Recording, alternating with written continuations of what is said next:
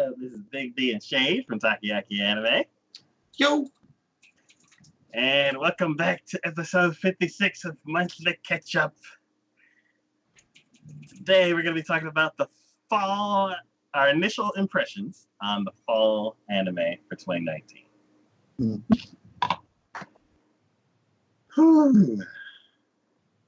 The season of sequels. The season of sequels, the season of German suplexes. And there was another theme, but I cannot remember what it was. But yeah, today we have 16 shows to talk about. Oh boy.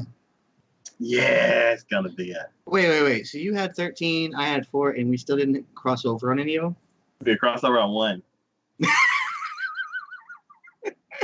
Oh boy. Because a lot of the ones that you watched were sequels, and I couldn't watch those because I never got through the first one. Oh, gotcha. So it's gonna be pretty interesting. Let's see.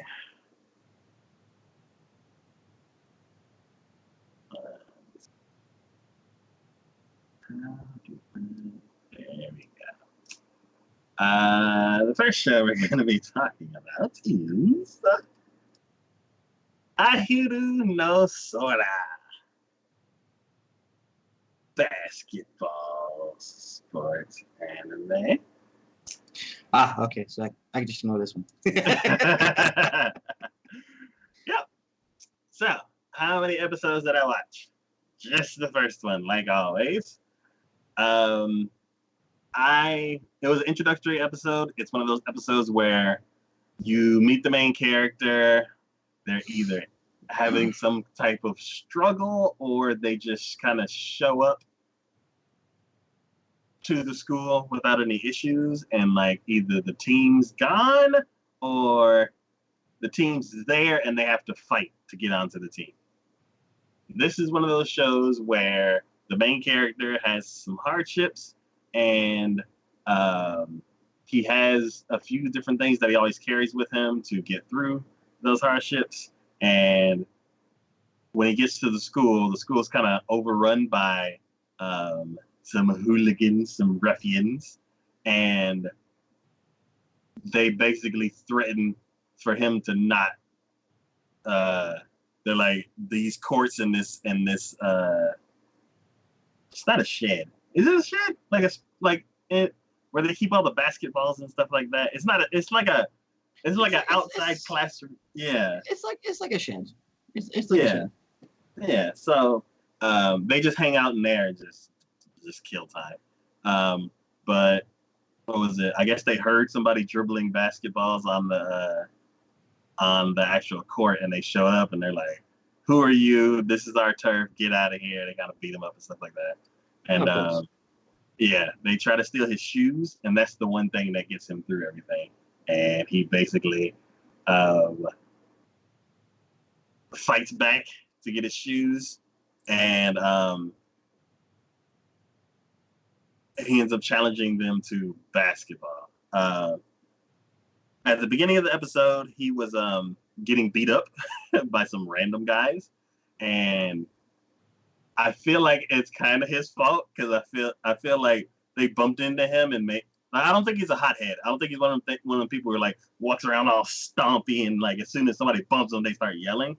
I think either he butted into a situation where they were like messing with somebody and then he ended up getting beat up, or like he says, I think because he's so short, everybody just picks on him. So he ended up getting into one of those situations, and then I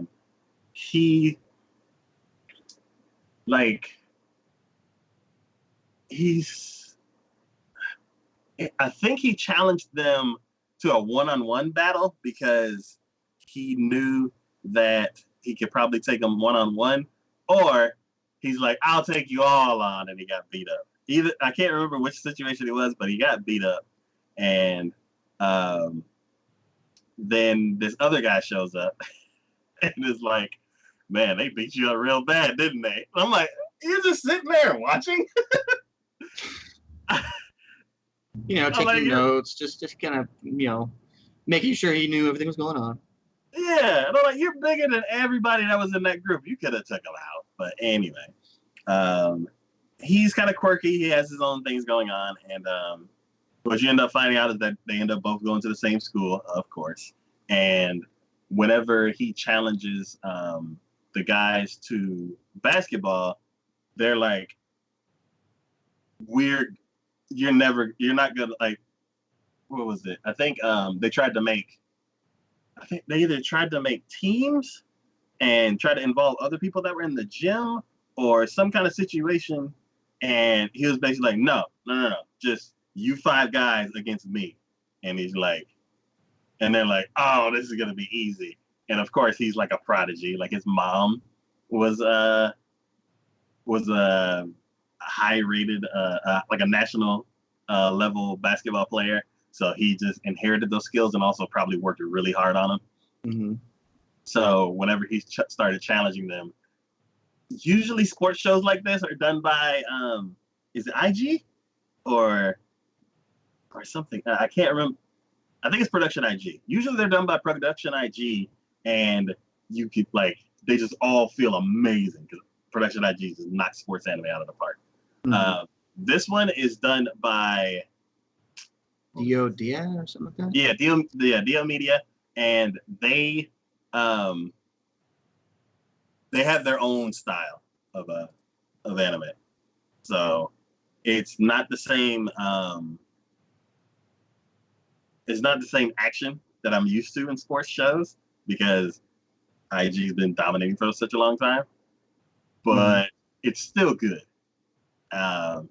So he basically just gets through everybody with like very little effort. And like one of the top players on the girls team that was also in the gym, she's like commenting on like all the stuff that he does. So like he would change directions, and to the untrained eye, you would think that he faked them. But she's like, oh no, it's not a fake. He controlled it really well, and he like changed directions before they even knew what was going on.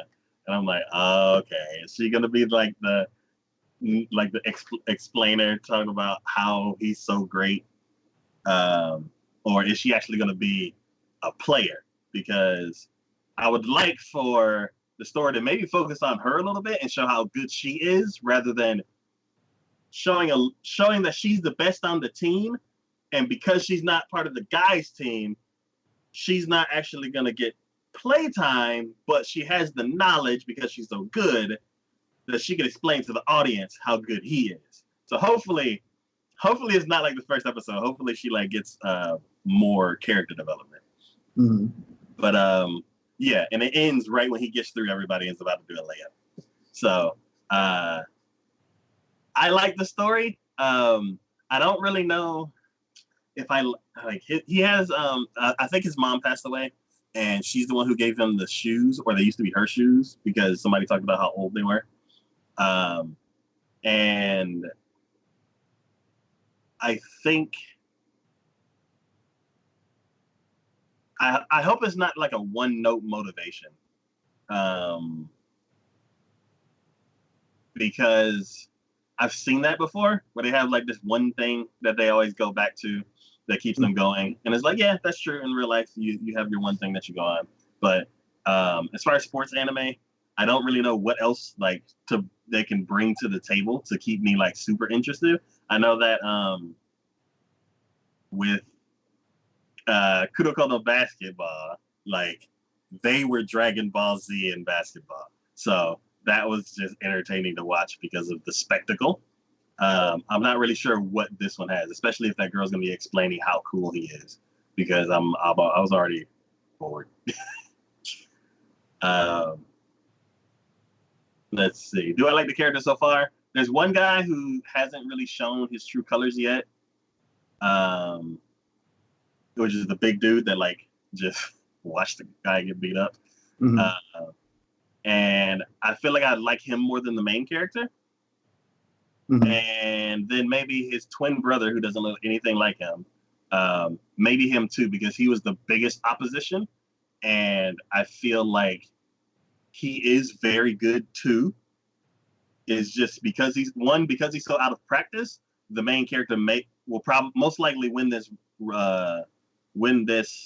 game. But then if they end up forming the team like the stereotype says, or the cliche is, then the other guy's gonna be number 2. So I'm curious to see what he's like. All the other characters are like throwaway characters. I don't really care about them. And the girl, I'm interested in the girl. Like the girl from basically the captain of the other team. I would love for her to get a spotlight shed on her kicking butt in basketball. I don't want to hear her be like, oh, and look at that fake and all that kind of stuff because I don't need character to teach me what I'm watching in a show like this because So will I continue watching this this season? No. I'm definitely gonna come back to it one day because I like sports anime. But as far as finishing it this season, there's better shows on out there. So I'm gonna go ahead and say, as far as the show, does it need Ketchup? Maybe a little bit. It's good enough to stand on its own, but compared to everything else this season, I'd say yes because I'm not gonna finish the show during this season. So, if it had been in another season where not as many big names were prevalent, would it still need Ketchup? I can think of a season where yes, I would watch this show over others. Mm-hmm. So I would say yeah, standing on its own, it doesn't really need it because it's a genre that I like and it's a formula that I'm somewhat used to. Hopefully it changes it up a little bit, but even if it doesn't, it was cool enough. And then any standout moments, I would say the first match that they played because even though the girl was calling out all the moves, it was cool. It reminded me of Kuroko's no Basketball, and I'm curious to see are they gonna do the in the zone where their eyes glow a specific color, and it's they do some crazy moves. So I'm curious how cool are they gonna animate the games in this show. Mm-hmm. But yeah, that's all I had for that one. Yeah. You know me, when it comes to sports anime, I'm just like, nah. Yeah. I honestly, I don't even really. I let you handle most of that because I honestly don't even have much to say about it. You're at this point a seasoned pro, I think, as far as that goes. You have a lot of ones to pull from. So me, I just look at him and go, it's another one. All right. The next show we're going to be talking about is Assassin's Pride. Mm-hmm. Is this one that we actually have in common? Yes. Ah! What do you know? Assassin's Pride. This is, well, I'm assuming you only watched the first episode. Yep. Okay. I didn't want to make bold assumptions or anything, but I'm like, I'm almost pretty sure I can make that assumption. That is true, except for one show. Mm-hmm. Because somebody asked me that. They said something about the second episode. I was like, oh, guess I'm being current on this one.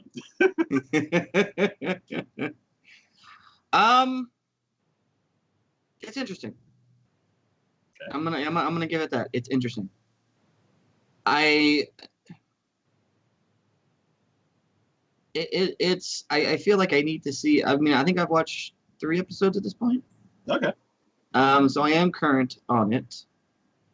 2 or 3, I don't remember. I think either way. This show is done by EMT Squared, which I really haven't watched anything from them, I don't think. Oh wait, no, I did. The Valkyrie one. That's right. Valkyrie from this season? No, it was 2 seasons ago, I think. 2 or 3. Okay. So hot take on it. It's It's a romance kind of budding relationship kind of thing. I actually didn't really think romance at the beginning. Yeah, it kind of goes in that direction after the first episode. Okay. So, because he starts, whether it was originally that reason or not, it's hard to say. So they don't go into too much details as far as it goes. But in the beginning, so the story of the fact that every noble is supposed to have the ability to manipulate mana, and this girl born into a noble family does not. And if he secretly was instructed if she did not, he was supposed to assassinate her. In the beginning, within like what, the first 10 minutes, he already knows that she can't. Yeah. I mean, it was like, whoa, where did that come from? You're like, just that sure, huh? Because already he was like, I'm just going to kill her now. And I'm like, damn, dude. You ain't even. Could you give her 5 minutes? I know. But I guess he saw everything that he needed to see, and he's like, yeah, no, we're just going to go ahead and wrap this up. And he goes to kill her, and she's being chased by some monsters or whatever. They don't really go into details about that either, as far as at this point. Like, there's a lot of details going on in this world that they have not gone into. Okay. Why is everyone inside of these like jar glass dome things that they're living in, and only have like these trains to go in between each other for? Why is there this mana that can be manipulated? Where do these monsters come from, and why are they so dangerous? Or why are, it's like there's a lot of these like questions. I'm like, I'm already like 2 or 3 episodes into it, and we haven't even touched on any of that. Our only focus is the fact that she cannot manipulate mana, and then you were going to kill her. And I'm like, the hell? But yeah, he does this sort of like transfer no jutsu thing, and like, I guess forcefully opens or awakens her mana or something. Yeah. But because I think and then it's pure speculation at this point. I mean, like, we saw the end result of that, but I think like it's because he did it kind of awakened her mana manipulation in the form of his style, I guess. Yeah. Because she wanted to be a paladin with like the way her family is, but he is a ninja or something. Assassin. Yeah, basically. And so that's how her abilities awakened. Yeah. And then can you choose, or no, do you it's just have like it's that affinity for it? You have an affinity for it, whatever it is. Okay. So her whole family has an affinity for paladins, and now she is now basically an assassin. That's so suspicious. Yeah. Like, this new assassin guy showed up, and then all of a sudden she has assassin powers. Yeah. Because he does this, and he says, "Don't tell anyone that we did this." And I'm like, okay, super secretive. And then like the very next thing that they say is he's giving her a checkup to make sure that she's still everything's fine, and then lets her know that he's like, I'm sorry, you didn't awaken as a paladin, or you don't have the paladin affinity, you have a ninja affinity, basically.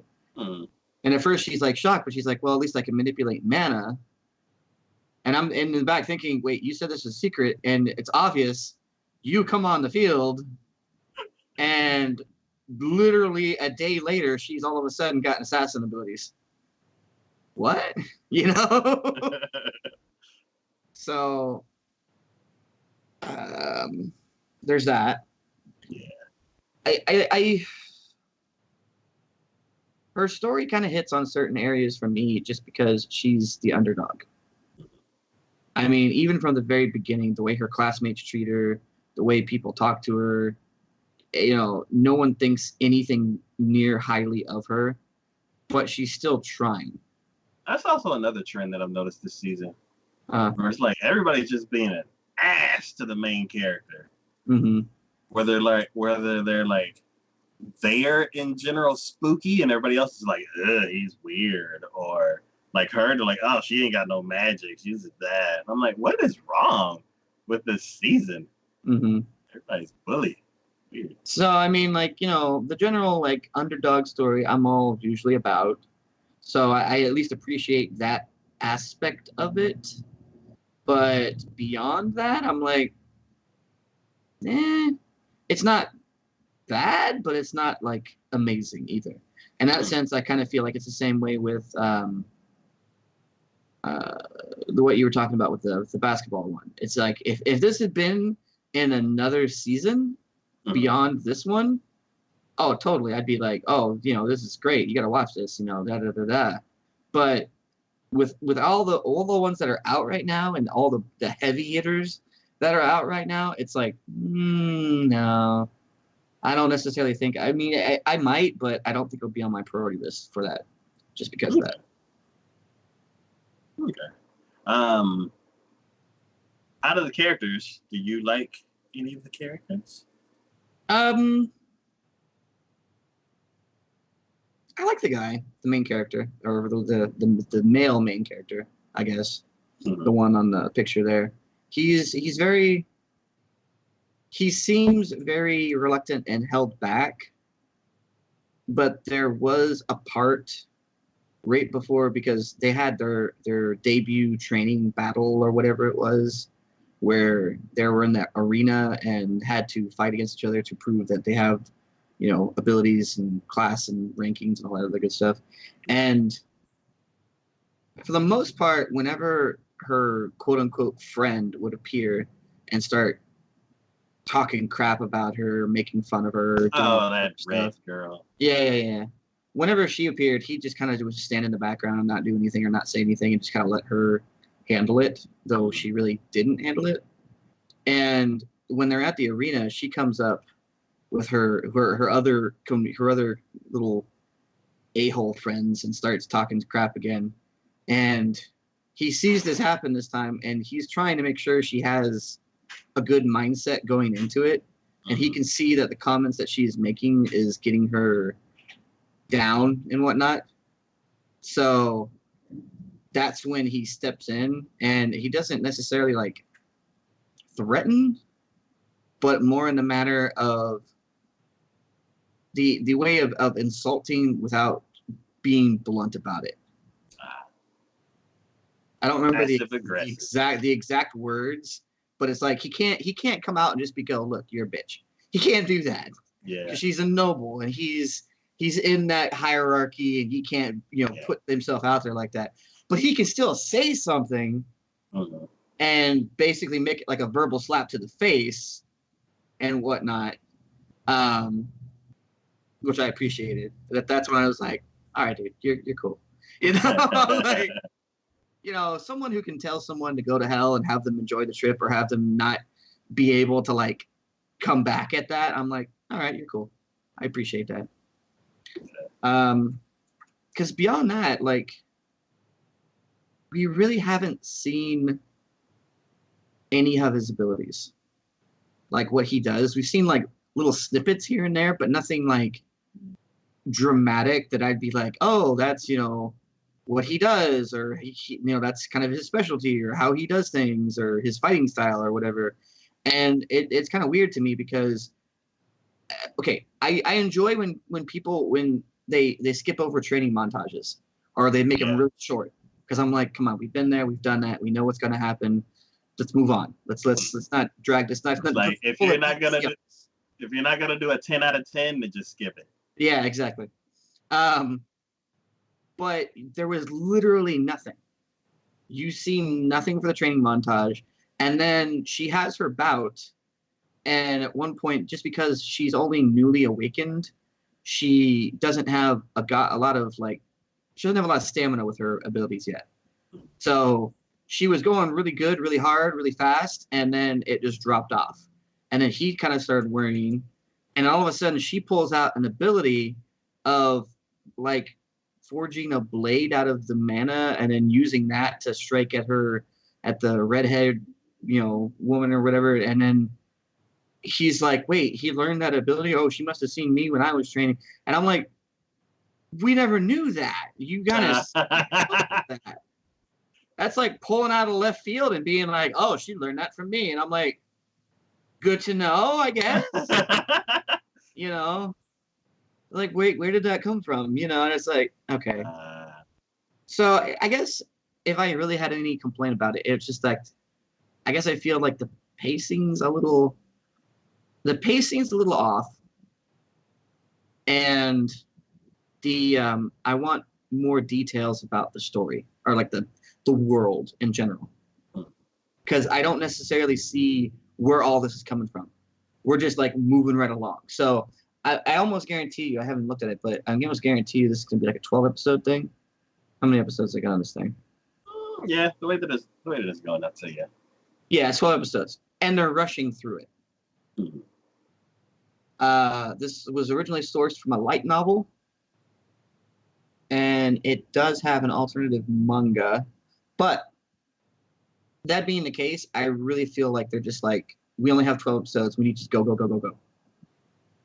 And I'm like, really? You have so much more going on here, and you have so many other details. I feel like they're doing an injustice to the light novel and the manga. Okay. So, yeah, when I watched it, I had a problem with the whole bullying part where everybody's like treating her terribly. I'd say the redhead girl, when she wasn't fleshed out enough antagonist. mm-hmm. Like she was just one note, like, I hate you, and that's it. And I feel like she would easily turn dirty, like within seconds. Like as soon as the main character gets her powers, and then gets an upper hand to her like default attacking the girl, Mm-hmm. I feel like she would just ramp it up and get pissed off right off the bat. I've seen antagonists like this be better. Like, let's say Bakugo, where Bakugo from My Hero Academia, he's basically at the beginning like the antagonist to Deku. And as soon as Deku gets powers, then he's taken aback. But then he's also like, yeah, and I'll still kick your butt. And he does. Mm-hmm. Ish. So I feel like for the red girl, I feel like she should have been actually better. And I haven't seen their fight or anything, but from the first episode, I felt like I was not gonna like her as an antagonist. Not because she is the antagonist, but because she's not a good one. Mm-hmm. So I'm curious to see, like, when I get back to the show, like how fleshed out of an antagonist she's gonna be. Mm-hmm. Yeah, no, for sure. How do you who's your favorite character so far? The male lead is yeah, we discussed that, is the assassin. Okay. I think I like the girl. I've only seen like one episode of her, but like the whole underdog thing with the guy, I know he's competent and everything, but I don't really know his motivations yet. And I'm like, I just met you. I don't know if I like you. So, like he's second place, but mm-hmm. I don't know. I ain't gonna hang out with him some more. See if I like him. So yeah, I'd say the main girl. Will you continue the season? I probably will. Okay. But it's definitely not on my high priority list. It's the bottom of the top. Yeah. So you would say, I guess, does it need ketchup? Yeah. Okay. I mean, for the reasons that I stated previously, I definitely think that it's something that's going to need ketchup because it's not bad. by any stretch of the means. It's not. But it's definitely not great, I guess. It's just I see that there's a lot of potential in it, and I would like to see more from it. But so far I'm just, I'm not there. It's like, come on, what's going on? Yeah, I'd say for me it's the same thing. It doesn't need ketchup. It's I'd say it's at a strong 70%. Like, it's good, but there's some like 95s out here, so Yeah, I gotta for sure. fall to the. I gotta. Which is why I said it's like it's. I don't necessarily mind it. If it was in another season, I probably would be like, oh, definitely, I'm gonna continue watching it because I want to see where it goes. I want to see if they give us those details, here in the future.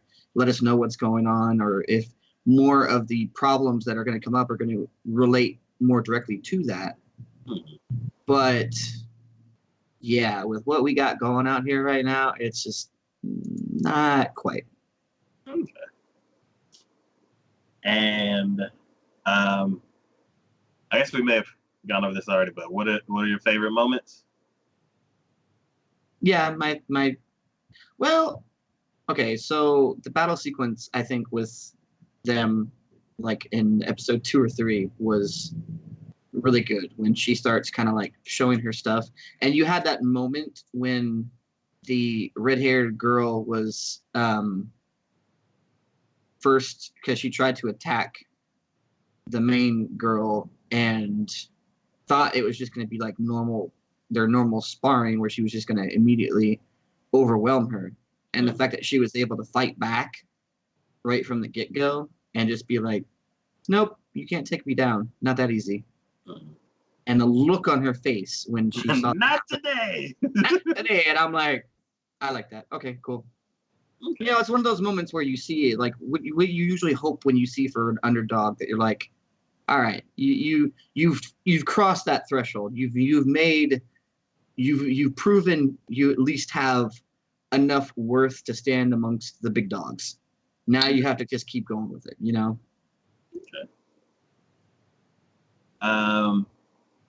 It's not an amazing moment because I feel like the show hasn't had one yet, but I would say I like the tenacity of the main girl, where it's like she knows that she's not strong enough yet, and she's trying and she's trying and she's looking out for everybody else but herself. Mm-hmm. And like with the fight that she had no chance, but she put up a fight, and I do like that just drive to just keep going. It was a really cool like mini arc, seeing her like struggle so much, and then when she gets the powers at the end of the episode, that like all her caretakers and all that kind of the little maids at the place were like, oh, I'm so proud of you, and they're like all the same age and they're acting like they're her mom. I'm like, it's cute. So but see, there again, like you said, it seemed like a mini arc. yeah. Like, we barely get introduced to her. We see her plight, and they just move right along and go, all right, we're done with that. Now she's gonna have things start kicking off and actually working for her and everything. You know what I mean? Mm-hmm. It's like, I don't know. I hate to compare it to it, but it's like My Hero Academia. If we were to compare Deku versus her, Yeah, Deku struggled. Yeah, like when Deku's mom was like, I'm so proud of you kind of thing. Yeah, but like, he struggled. He worked for it. He had growth as a character. So that way, when he got the power and when he actually started learning the power, you were like, yeah, got it. Sweet. You're doing it. Cool. Whereas her, you're just like, okay, she has power now. It's like, can we do a little bit more with that? So I get that.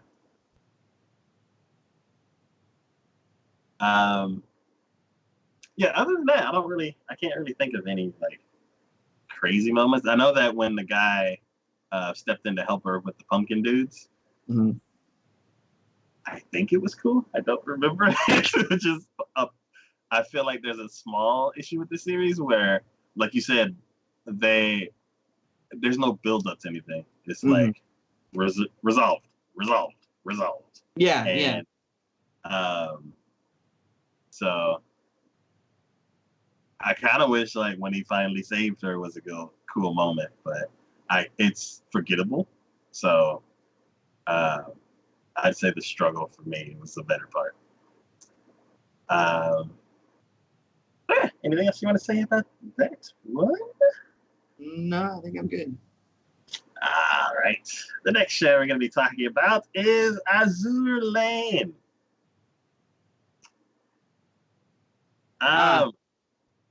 This one. I remember this one. I don't know if this is related to Kantai Collection, but if you were to ask me, they're the same show. Boat ladies fighting each other. It's so dramatic. And I was kind of like, I guess. And they're like, oh, you've betrayed us. And I'm like, who betrayed who? I don't even know y'all yet. So I really, really feel like this is like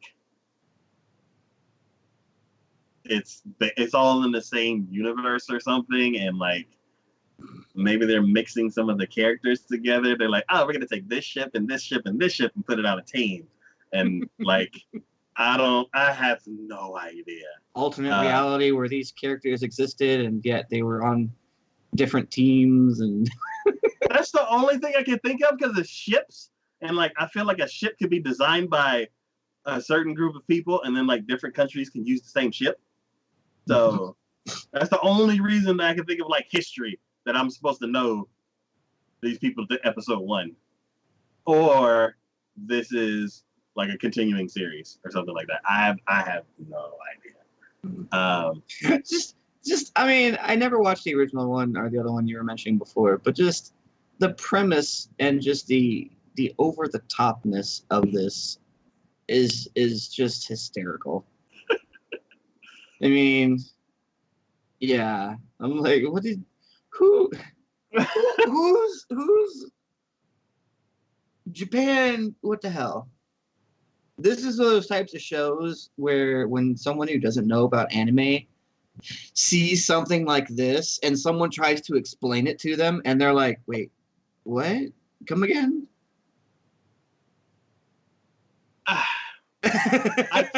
I get that there's like this whole personification thing that's going, because it's like you have cars and personify them and they're cute girls. You have presidents and you cute girlify them, and then you have game systems and you cute girlify them. Then you have the ships, and then you have guns, and then you have all these tanks. Freaking tanks that's another huge one. So it's like I get it, but I don't get it. And I don't know. So I've only watched one episode of this show. And what I've seen, what I know so far is I think there's four what are the four factions. There we go. There's 4 factions, and 2 factions made this treaty, and they're like friends or something. I'm saying friends because like it's just like 3 or 4 girls in the faction all hanging out, and I'm like, they're friends. But they're getting ready to start something. I don't know if they're about to start school or about to start some kind of meeting, enter the treaty. I don't know. But they're all getting ready for something, and then all of a sudden they get attacked.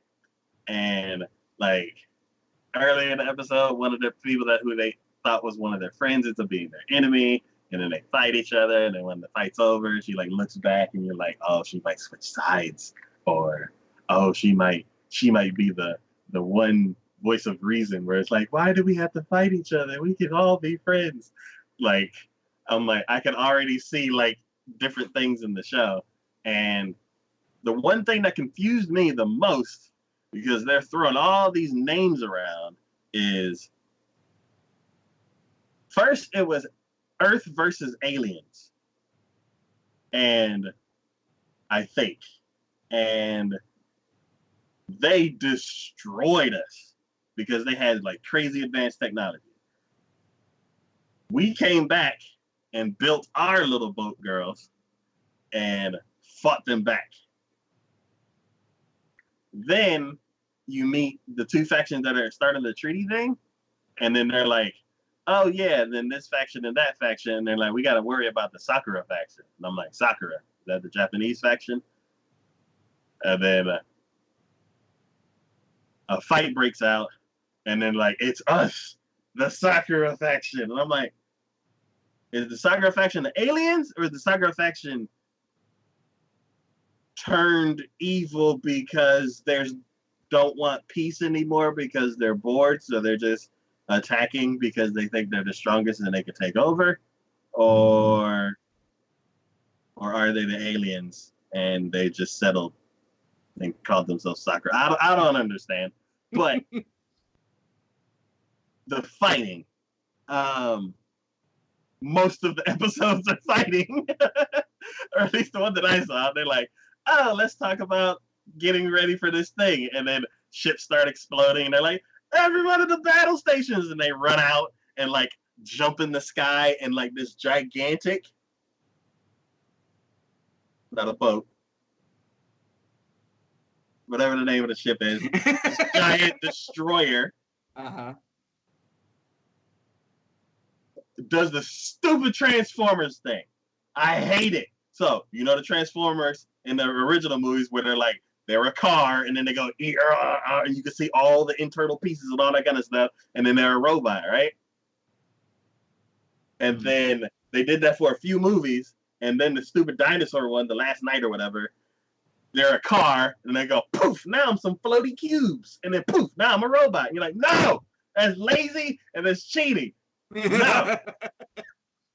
This stupid show did the same thing. They're like, battle station. They jump in the sky and the boat turns into cubes. I'm like, fucking no, stop. Cubes are back. So they turn into cubes, and then like some of the cubes pop onto the person and turn into the little boat guns and stuff like that. And then I don't know where the rest of the cubes went. So I'm like, oh, so does one person get like a couple guns and then the rest of the cubes go to more people? That would make sense because not one person controls the boat, or like a boat sounds such like the wrong word. A ship? Yes, yeah, one person doesn't control the ship, but many people do. So I'm guessing the rest of the cubes that just flew off or whatever went to other members of the crew. They didn't show it ever, so I feel like why turn this? Maybe they're like in limbo until she needs them, and then they're like, oh, you exhausted all the rockets you had. Here, you get more. We have them on standby. Maybe, but then why? Then why not just stay a ship and shoot all your guns at the same time? Because anime. Because anime. So I feel. God, I don't know the show, but I feel like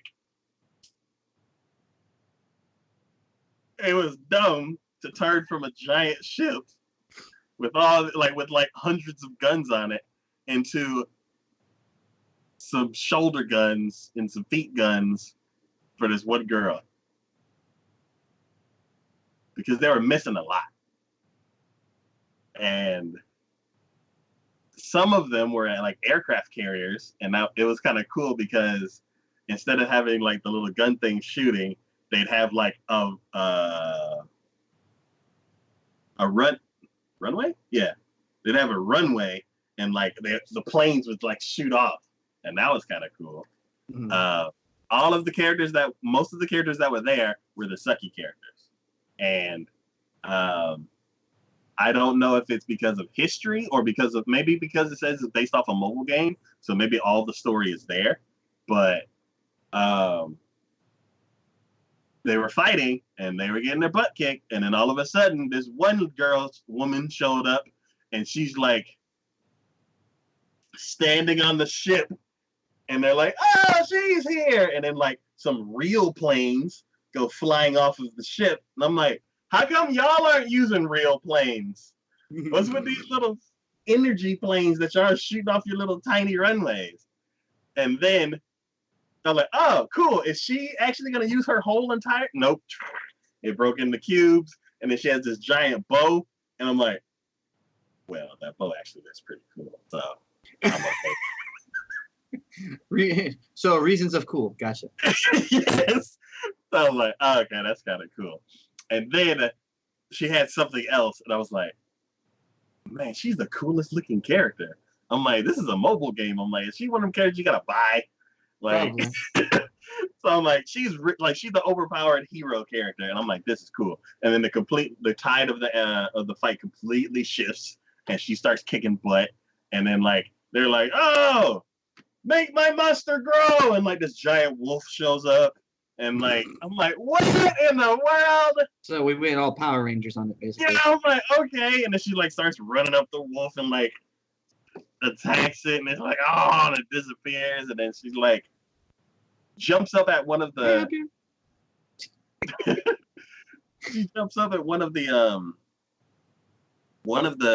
two people that was like, it is us, the Sakura clan or whatever, and freaking point blank shoots the girl with arrows.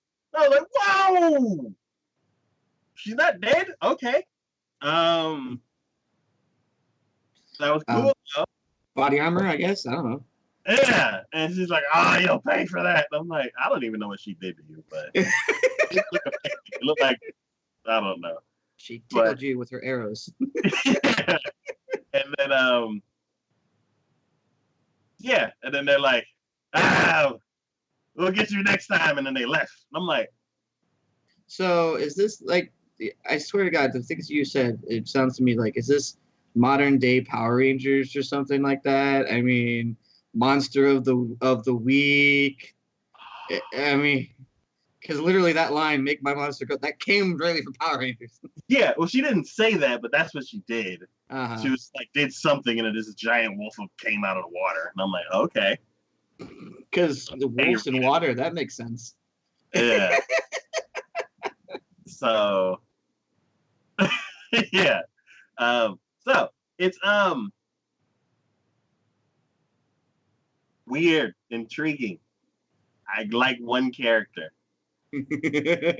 Two characters. Like the one that was like looking back at the people that she met before, and they're like, "You're the bad guy. I thought you were our friend." And she's like, "I'm on a mission, just going out to sea." I'm like, okay.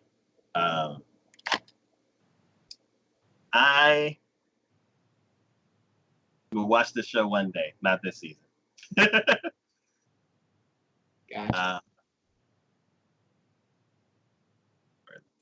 There we go. So, the story, all over the place. My favorite character, the one girl with that bow. She was cool. Will I continue watching it? Not this season. It's I would say on its own, like it's a C. It's like Contact Collection, which I'm gonna watch one day, and it's like the Plain Feet Girls, whatever they're called. So it's a solid meh. It's a solid Fair enough. So yeah. Are there any standout moments? When the girl showed up, like she was the coolest. I don't even know. But yeah, that's all I got to say about that one. Entering in something that I have no history with. Like 4 other things I've seen before. And one day I will start that genre and just watch all of it, and then I'll be knowledgeable. The next show we're going to be talking about is Beastars. Ah, so you did watch this one. Man, Netflix, y'all gotta put this stuff out like on a weekly basis. Really? They are not gonna put this out until the whole season's over. Oh, so have you watched any of it or have you not? I found the first episode because I wanted to talk about the show and get awareness for it. But you can't find it anywhere. So since you're saying that, it's good. So I will get into it. I'm just saying, I please Netflix. I know over in Japan, you put stuff out week by week, and I know that's not the culture here, but at least make it an option. Like, can I opt in on that? Because there's so many shows on Netflix that I really want to watch, and I just can't. I'm not gonna grab the whole season and watch it like I want to. I'll just not watch the rest of it until I get around to it. But yeah, so this show. Jesus Christ, this show is dramatic. So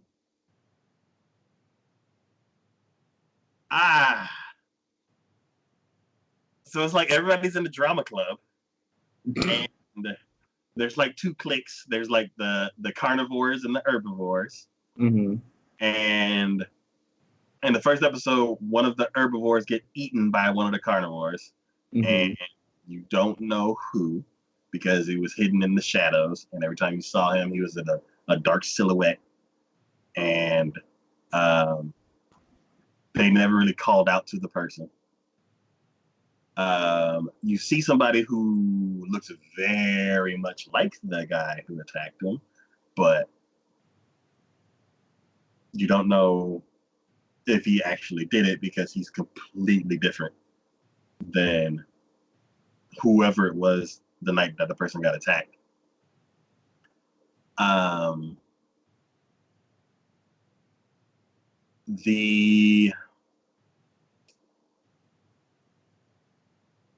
It's a very intriguing show. Like I want to watch the rest of this, and I don't know when I'm gonna get to it. Like it's on another list. Like it's not even on like the list of stuff that I could easily get access to. It's like it's on a whole nother list because it's the binge list. It's like it's so far removed from the list that it's weird. So the way that the characters are like organized is like a freaking mafia. It's so weird. So you have the buck in the top right. Okay. Yeah. He is basically the big dog on campus. He's not the tallest, he's not the biggest, but he's the smoothest. Everybody idolizes him, but as soon as but behind closed doors, he'll mess you up. Nice. And he's very ugly behind closed doors. And I wasn't really shocked because of the way he composed himself. When you first were introduced to him, he shows up at the memorial spot where everybody's kind of paying their respects to the student that died. One thing that I'm kind of weirded out about is why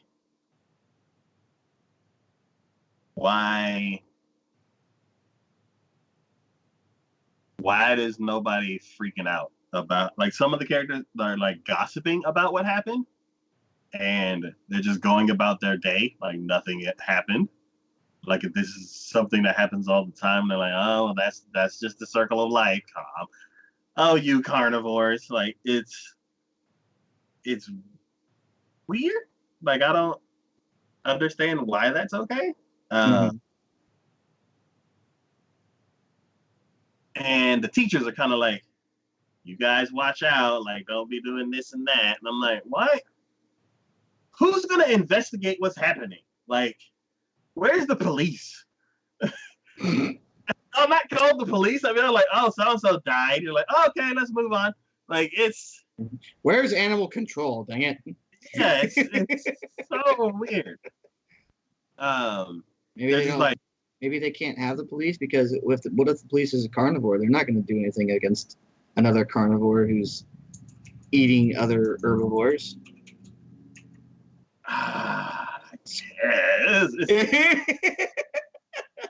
It's just kind of like that. Oh, that's just how the curse works. Like one person dies every day, and then it'll be over. And they're like, that's just how it works. And I'm like, yeah, that's how it works in like the animal kingdom and stuff like that. But y'all are like in school. Y'all are like in civilization. Civilization has police. Why are y'all not calling the police? Like it's so, I feel so like put in a weird box that I'm like, I don't like being here. Like, what if something happened to me? Nobody's ever like, oh, so and so died, but make sure you don't die. Like, it's just, it's so uneasy feeling. The rabbit in the corner, I hate her. She's kind of like that guy from Ahiru no Sora, where it's like that mean term that's like they have a punchable face, like they something about them has people who want to bully somebody attracted to them. So she's always like getting into altercations, and she has a terrible personality, so much that I hate her. And I'm like, I can't even feel sorry for her because like something like, okay, so there's this point where she's watering some plants, and then like these two weasels or something. Mm-hmm. They're like small carnivores. Like I don't know what the hell they are. Weasels. But like two weasels were like looking out the window above her and like threw some books out the window, and it landed on the plants that she was trying to water. Mm-hmm. I'm like, asshole. Why? What's y'all problem? Mm-hmm. And then she like looks up at them and she's like, nah, blah, blah, blah, blah, blah. And I'm like, you're just gonna let them do that? I'm like, you're not gonna call a teacher? You're not gonna report them? I'm like, sounds to me like there's just no like law or anything inside this whatever world there is. Like no consequences. Anyone can get away with doing anything that they really want. Yeah. And everyone just kind of accepts it. Yeah. Which I mean, I guess is like Animal Kingdom in a sense, because there's really nothing you can do about it, but no, it feels so uneasy. Mm-hmm. Yeah, so she just like huffs and puffs, and then they're like, let's grab her mattress, and throws her mattress out the window at her. And she's like, and like moves out of the way. And I'm like, calm down. What the hell? So I'm like, okay. And then so she like grabs her books and her mattress, puts books on top of the mattress, starts dragging her mattress back up to the room. I'm like, you're not gonna ask for help. Some guys walk up to her and they're like, oh, do you need help? And she's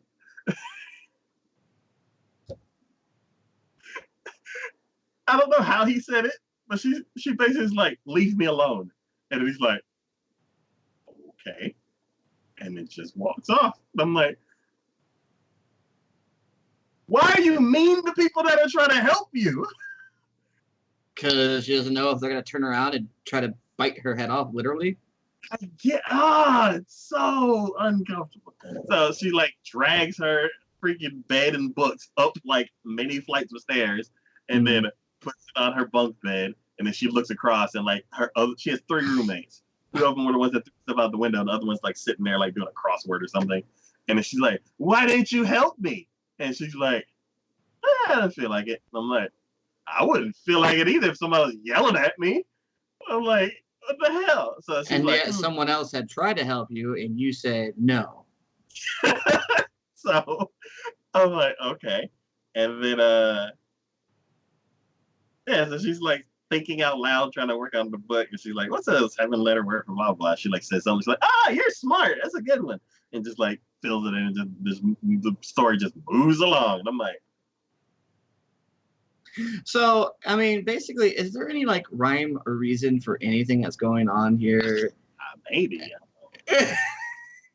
What it seems to me is like we're just seeing. I mean, and I kind of saw that from the preview. It's like this is just like a slice of life, but a weird one because all the people in it are animals, and we're just kind of having to deal with it and just see where it goes. Yeah. It sounds to me like even the characters in it don't know how to really treat the world. They're like, I don't know why we're here, what we're doing, but we're going to try to make the best of it anyways. Yeah. So, there's three other characters that are behind the main guy that I don't remember. I'm pretty sure I'm pretty sure you don't meet the dog, or you see him like once. You don't meet the panda, and I don't think you meet the wolf girl. Oh, I think the wolf girl did it.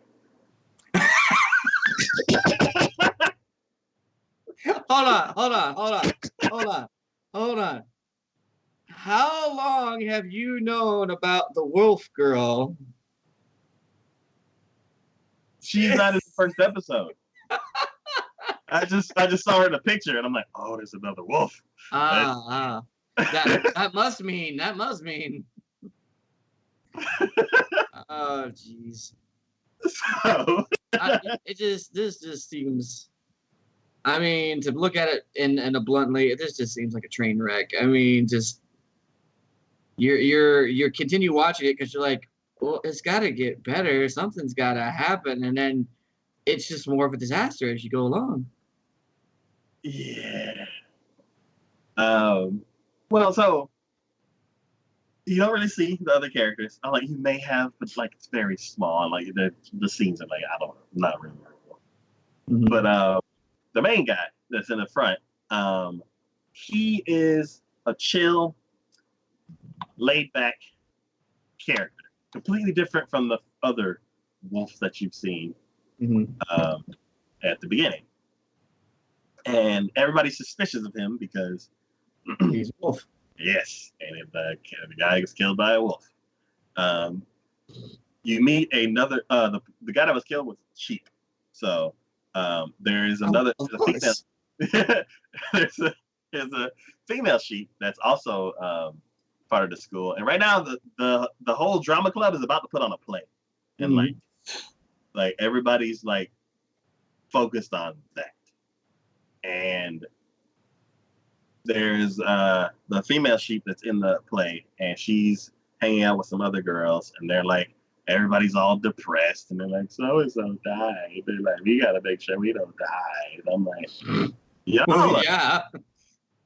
I'm like, God, so weird. And then she's like, okay, well, let's go home. And I'm like, and then lock the door and stay inside.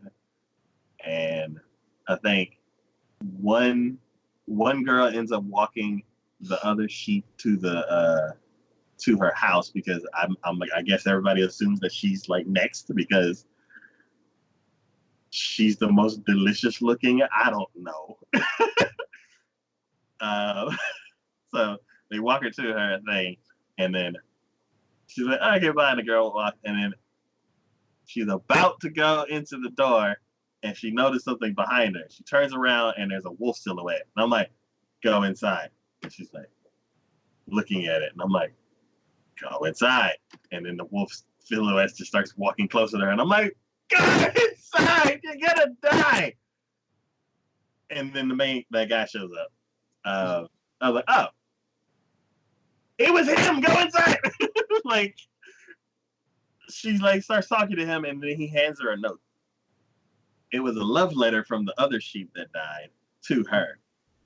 So then they go away from her, like not too far away from her house, gladly. They go to like a bench and start talking. And then he goes off, and then she goes inside. And I'm like, this show is going to stress me out. It cuts back to the girl, and she ends up picking a fight with someone else. And this other like rabbit that's like half black and half white, like straight down the middle, and it's creepy looking. I was like, what are you? And she said something about Harley Quinn. And I'm like, is that a type of breed of cat? Or is that a name of one of the characters? I don't know. And then like the girl, she's like, oh, she tries to go eat lunch. And the um, the jerk rabbit, she tries to go eat lunch. And she's like, oh, is anybody sitting here? And they're like, oh no, I'm waiting for my friend. And like everybody shuns her, so she ends up going out, sitting out by herself, outside by herself. And then the other girl comes out and she picks a fight with her. And then the other girl's like, she says something and then she's like, I'm not hungry. Like throws her spoon into her soup. And I'm like, what is going on? So this just take like the whole aspect of what we were talking about before about how this season seems to be about bullying and being an asshole to like the nth degree, basically. Yeah, and I'm like, we're supposed to be rooting for her because she's kind of the victim, but she's kind of like creating all the situations. And then like, oh, woe is me. Everybody hates me. And I'm like, yeah, quit being the ass. So yeah, she pisses off the other girl. The girl like shoves her on the ground and then like throws a bucket of water on her, which I'm like, who walks around with a bucket of water where you're like, oh, that punk's over there. Let's go get a bucket of water. Like you already knew you were gonna get into a fight. And then she's like, shoved her off the thing, threw the bucket of water at her, then threw the bucket at her. And I'm like, okay. And let me guess, no repercussions whatsoever. None. They just walk off. Yeah, so then she goes to the restroom and like dries herself off and all that kind of stuff. And then she starts heading somewhere else. And then it's nighttime. And I'm like, we've been following her for a long time. I don't think things are going to turn out well. We haven't switched characters in a while. So it turns nighttime. And you see the main guy, the wolf guy. And he's near this fountain. And the fountain starts, this mist comes from the fountain. And I'm like, is that actually mist or is that like fog to just make the scene kind of cool? And it's purple. And I'm like, fog's not usually purple. And then it shows like a side view of the guy, a profile shot of the guy. And then he breathes in the purple mist. And then it like wraps around his brain, and then it like goes into his like nervous system and blood veins and all that kind of stuff. And then all of a sudden he turns in aggro mode, and then he starts chasing after the rabbit girl. And I'm like, and then he just leaps into the sky. She's like, she sees him coming, and she's like, everything always happens to me. I'm like, shut up. I don't even care anymore. And he just like leaps after her and they tumble and then the episode ends. And I'm like, was it him the first time? And I don't know. So I am very, very intrigued. Which character do I like? I hate everybody. Which character do you hate the most? The freaking rabbit. I kind of hope she gets eaten at the beginning of the next episode because I'm tired of her causing trouble. Does the show need Ketchup? No. Like it's shrouded in enough mystery. The whole world is built on fear and freaking everything just goes that it. Because of how weird it is, if there was like a police force or something to keep it safe, then everybody being weird would kind of be annoying. But because of how stressed out everybody is, I understand because there's no safety anywhere. So I guess that's like how it is in the real world. It's like, it's just survival of the fittest. I'm curious where that purple smoke came from. And I want to meet these other characters that are in the picture. So, does it need Ketchup? No. Will I continue watching it this season? Can't. So when it all comes out on Netflix next season, do you think you're gonna watch it? I haven't come up with a spot where we could do that because, like, there's many shows that I would like to cover on the podcast, and they've just gone to the Netflix graveyard. And I feel like that's a segment that we could do. It's called the Netflix graveyard. We bring back shows that just missed this show completely because they weren't weekly streamable. So, Fooly Cooley, that Netflix has that, and they have the 2 new ones that came out. This show, my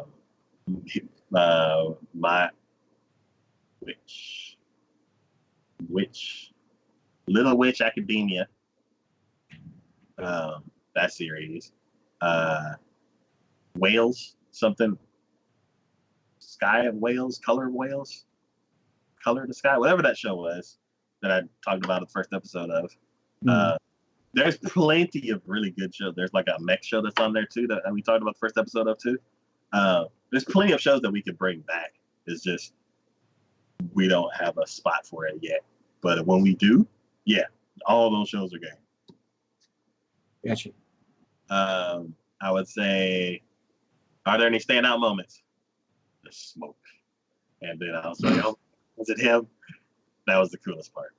Because I liked him the most out of all of them, but then he turned evil. And I'm like, oh God, why?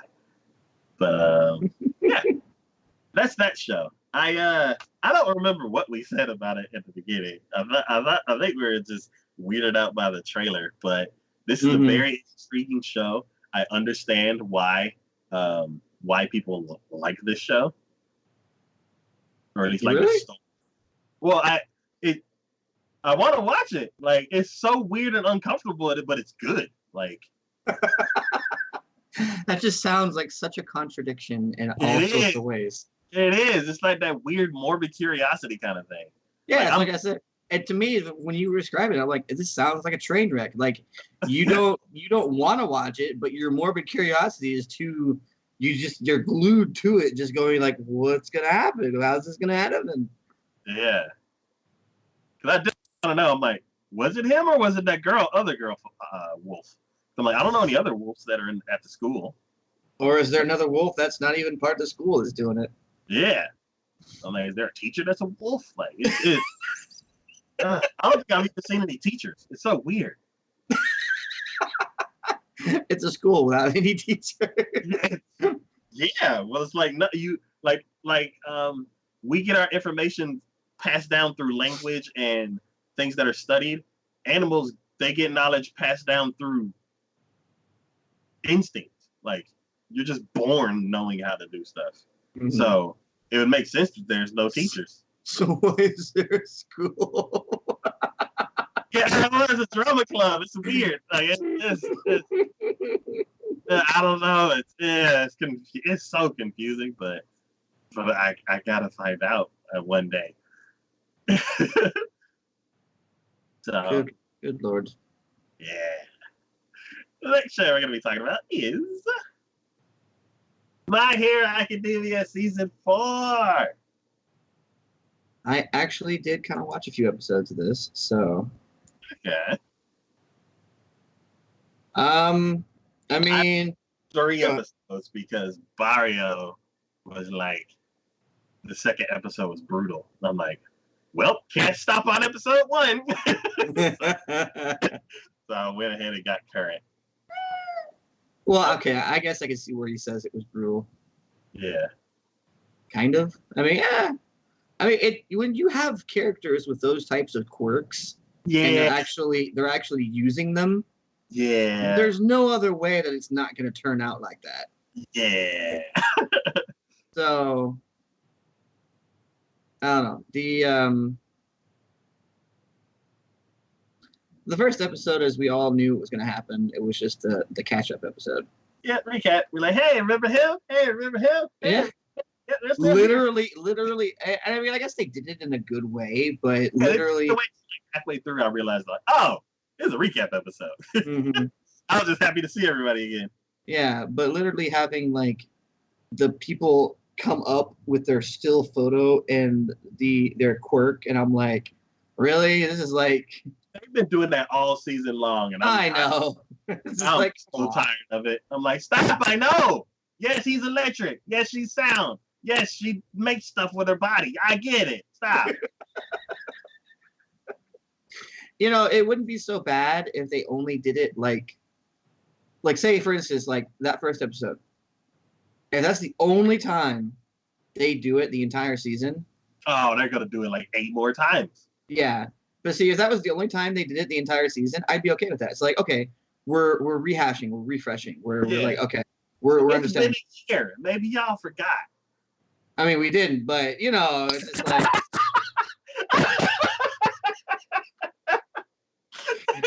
I mean, come on. Anyone who's been watching this series, it's like you're in season 4, you remember. Yeah, we're in season 4. You know who these characters are. You know what they do. I was discussing this with somebody before, and they started saying people's names, and I looked at them funny, and then they're like, the electricity guy. I'm like, oh yeah. Or they're like, the girl who does the ear things with the sound. I'm like, oh yeah. I don't remember their names. I remember their quirks. Yes. I'm like, at this point, stop rehashing the quirks. Give us one shot right at the beginning, and then leave it alone. Just leave it alone. So, I mean, it just is as it was before. I'm curious to see where this is going to go. I mean, they're building things up. Yep. I think in season 3, it was more of like we worked up to a certain point and we knew where it was going. We were just seeing how we were going to get there. Now in season 4, I don't think there's really necessarily like a direction that anyone would know unless they were reading the manga. No, as far as that goes. Yeah, this kind of reminds me of let's say Death Note, where there was this huge buildup and there was these 2 people who were battling back and forth. One of them is no longer around, and now it's a new era. Mm-hmm. I feel like not that exact same situation, but I have the end of history was like a change of direction. That's pretty probably spot on as far as that goes, as far as any of this goes. Because I really feel like we hit the high note, and now I'm sure there's going to be even higher reaches as far as that goes. Oh, yeah. But it's a matter of no one really knows where that's going to come from. Yeah. You know what I mean? So, like, obviously Deco's working on being the number 1 hero, but are we going to see him achieve that goal while he's still in school? I doubt it. So really all we're doing is just continuing his efforts in trying to become the number 1 hero. You know what I mean? It's like his continuing training, but it's a matter of what is it that he's going to learn? What more things can he possibly do in order to achieve his ultimate goal? And what we've all been, for the last 3 seasons, been seeing him work towards, Yeah, because even All Might wasn't number 1 until he was like in his 20s. Mm-hmm. So, if things play out the same, like Deku's got another 5-10, well, around another 5-6 years. Yeah, something like that. One thing that I do feel like I need to fix is I haven't seen that movie, and they keep referencing things that happened during that movie. Oh, okay. Yeah, I haven't either. The 2 heroes. So I'm gonna try to see if I can, if it's on a streaming service or something like that. If not, find some way to watch it, because I feel like I'm missing a piece of the story. I mean, I think you have to purchase it, but I think it's on YouTube. Okay. I think I'd seen it there before and was like, oh, maybe I should. I'm like, yeah, I'll get to it later, and then I never did. Yeah. So yeah, I think by the next time we talk about this series, I need to have watched it, because I don't want to. Even when a season 3 comes out, I'm like, I gotta watch season 1 and 2 again. I don't remember. So I feel like this is a see, but I didn't even think that was that, like, I don't know. This show has been such a huge impact, I feel like, on the anime scene and the anime genre as a whole. That like even when this was announced that season 4 was coming out, I didn't need to refresh myself. I'm like, I know what to freaking happen. I know who all these people are. You Oh yeah. know, it's like there's no like. It's why it's like, yeah, I get it. You had to do a recap episode to tell people to refresh people's memories, but I guarantee you, out of all the animes that have come to pass before this, when doing the recap episode and people were like, oh yeah, no, I remember him. Oh yeah, no, absolutely. There were probably less people who were saying that and more people being like, can we move on? Yeah, I know. Come on, let's go. I want to see. Come on. Because it's just like it sticks with you. All the characters stick with you. Yeah. You know, each one of them is unique not only in their quirk but also in their personality. Mm. And I think to me that just it's I don't know, this show definitely kind of puts it into a higher category, into something I can think of as far as being something special. Yeah, this is a very, very, very high caliber show. It's like the caliber of Cowboy Bebop, the caliber of Dragon Ball Z, the caliber of Index, where another season will come out and you're like, oh yeah, okay, let's go, let's continue. Um, a lot of other shows, like let's say Blue Exorcist. If Blue Exorcist comes back out, I feel like I'm going to be missing information because they may reference something that just kind of fell out of my memory. But with My Hero Academia, the thing that I know I need to go back and watch is things that happen in a movie, because they keep talking about when All Might was younger. They're like, oh, his sidekick back then. And I'm like, wait, who's his sidekick? And I'm like, I'm pretty sure that guy was in the movie. And they're like, hey, sidekick, him. And I feel like everybody's talking about stuff that I don't remember. And usually that's the case when a season 3 comes out and they like reference a character that was in like season 2. And I'm like, oh, I never got to that. So this show isn't that case. Well, I don't know. It's similar. It's like, it's not talking about a previous season. It's talking about a previous event, which was the movie. And yeah, I never like that feeling where I'm like, unless I'm going to go to watch the first episode and then come back and like watch it later. I don't like that feeling when they're like, oh yeah, remember this? And I'm like, no. And everybody's like, yeah, we remember. I'm like, But you I'll mentioning be back in an hour and a half. you mentioning those well, but see there again, you only have literally an hour and a half of whatever movies out there just catch up on, and you're good. Yeah. As opposed to like a lot of other ones where you're like, I have to go hundreds of hours into seasons just to refresh my memory about what was going on. And you mentioned other animes like Cowboy Bebop and Dragon Ball and all that other stuff. Heavy hitters where I know in like our generation, those were like the staples. Those were like, if you knew anime, you knew these animes. And I feel like for this generation, for this time period right now, this is their Cowboy Bebop or this is their Dragon Ball, because this will be the one where in future lineage going down the line, when they get asked, hey, what is it what you would recommend for an anime, this is going to be one of them. Oh yeah. They're like, well, if you haven't watched My Hero Academia, I mean, you can't really say that you're a true anime fan because things like that. I foresee that being the case because it just has had such a huge impact overall. I feel like. And it's cool, like the difference between the generations, because it's like our generations, you're like, oh, you want to watch Dragon Ball Z? Flip it over to Toonami and watch wherever they are, and then watch every single day until you catch back up. Loop back around after a couple months. And nowadays we're like, oh yeah, just go to Crunchyroll, get the Crunchyroll app, and then just watch the whole thing. But I mean, either way, it's just again the characters.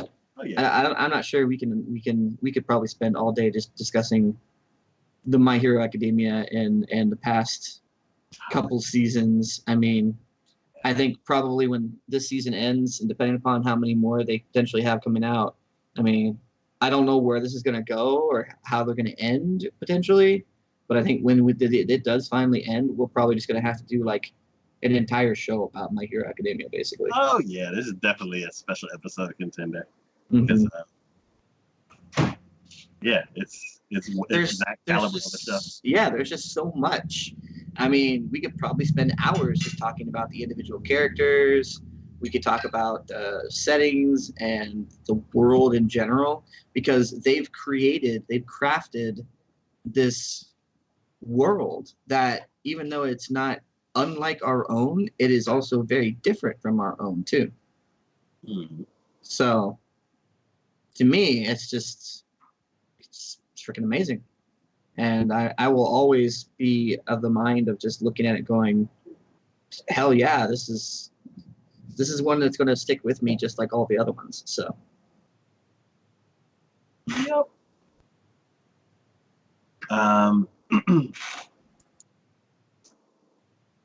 Have we talked about favorite characters? I'm pretty sure we have. I don't remember who I picked if we did. I think one of the times because I think what happened is we agreed not the main characters, the ones that are always getting the screen time, but like one of the other characters in the series itself. Because there's so many of them. It was like, which one would you be your favorite from that? And I remember, I think one of the ones I had picked was the Frog Girl.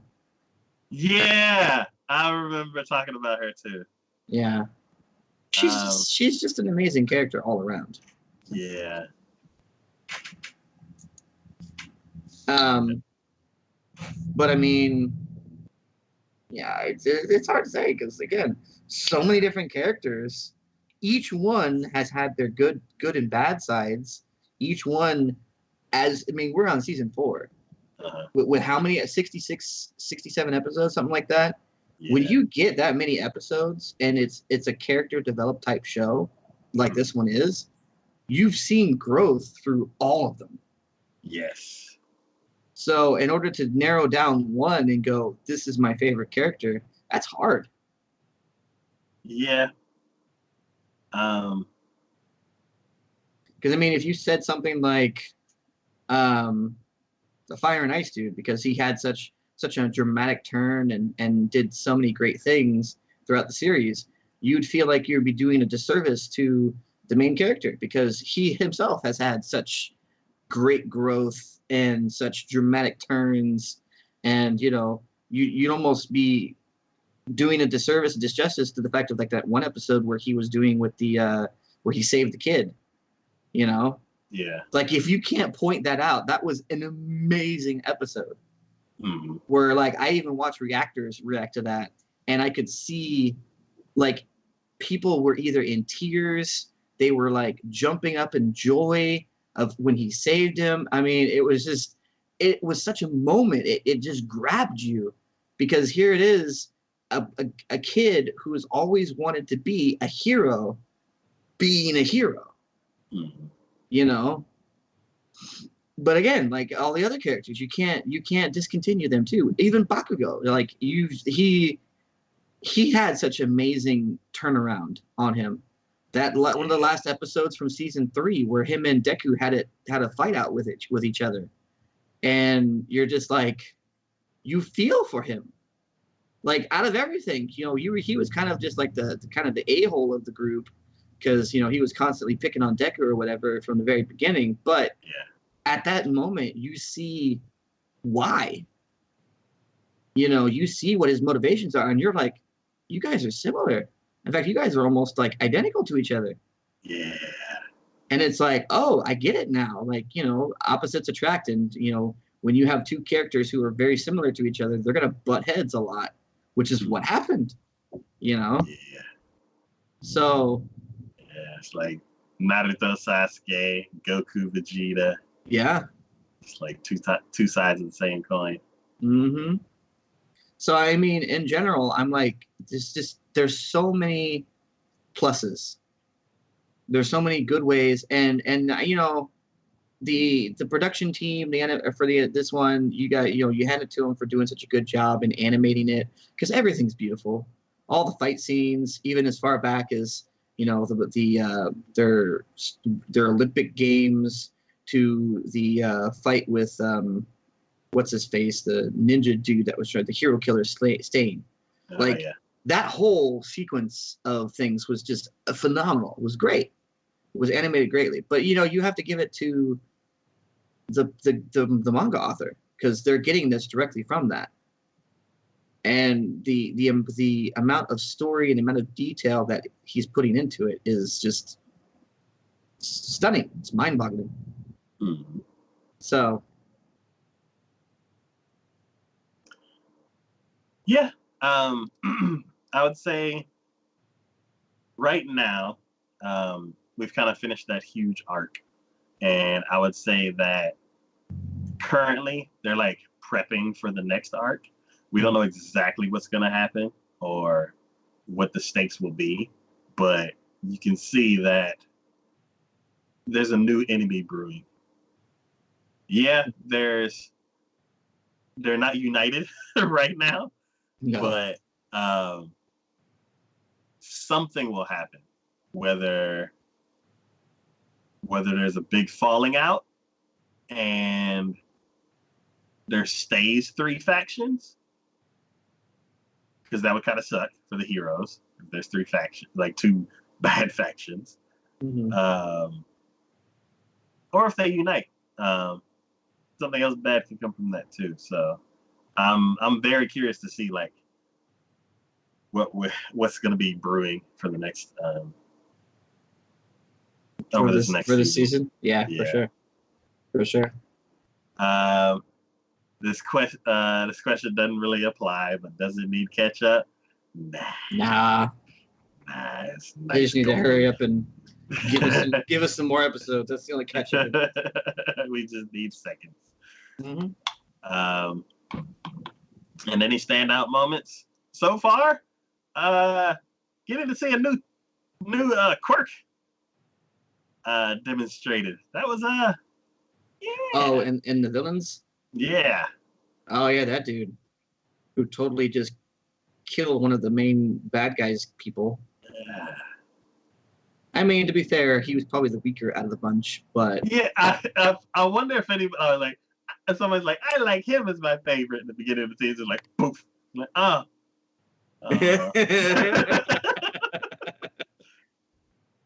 mean, to be fair, he was probably the weaker of the bunch. He just can magnetize people or whatever. But the fact that that dude can touch people, it almost seems like, I don't know. Is it like, I want to say like a pufferfish poison or something like that, where it just like blew him up from the inside, and yeah, I don't know. It was weird. I can't necessarily think about what his quirk is, but the fact that he has birds, like bird beaks from everyone, makes me question it. Okay. They almost seem like the plague doctor, so maybe it's like a plague. Okay. Like, you remember the old timey like plague doctor looking fashion kind of thing?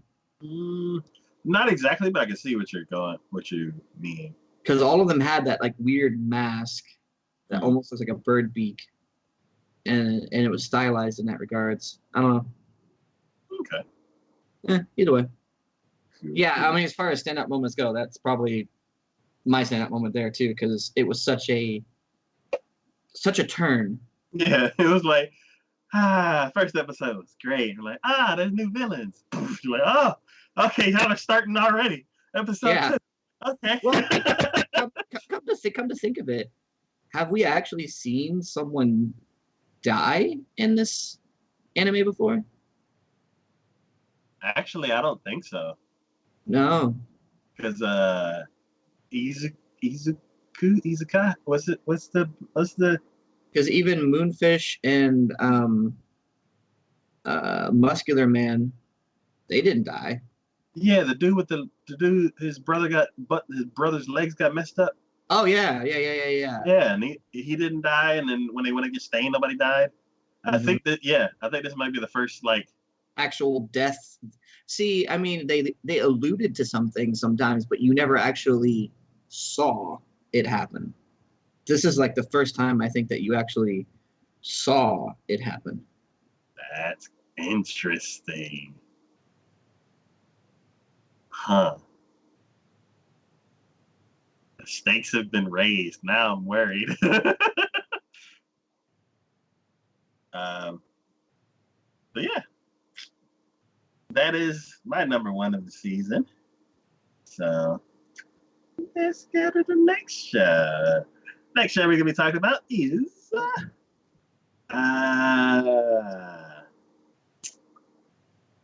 it's a really long name. Oh, you actually got to watch this one. Where was this one? It's on Crunchyroll. Is it? Is Chojin Kakose Tachi wa Isekai demo yo yu de ikuniku yo desu. I wanted to watch this one and I completely skipped it. I know. I was surprised when it went on your list. High school prodigies have it easy, even in another world. You know what the problem is? A lot of times we do these episodes, and I'll look at a lot of animes for the upcoming season. I'll look at a lot of animes, like, ooh, that looks cool. Ooh, I want to watch that. Ooh, I want to watch that.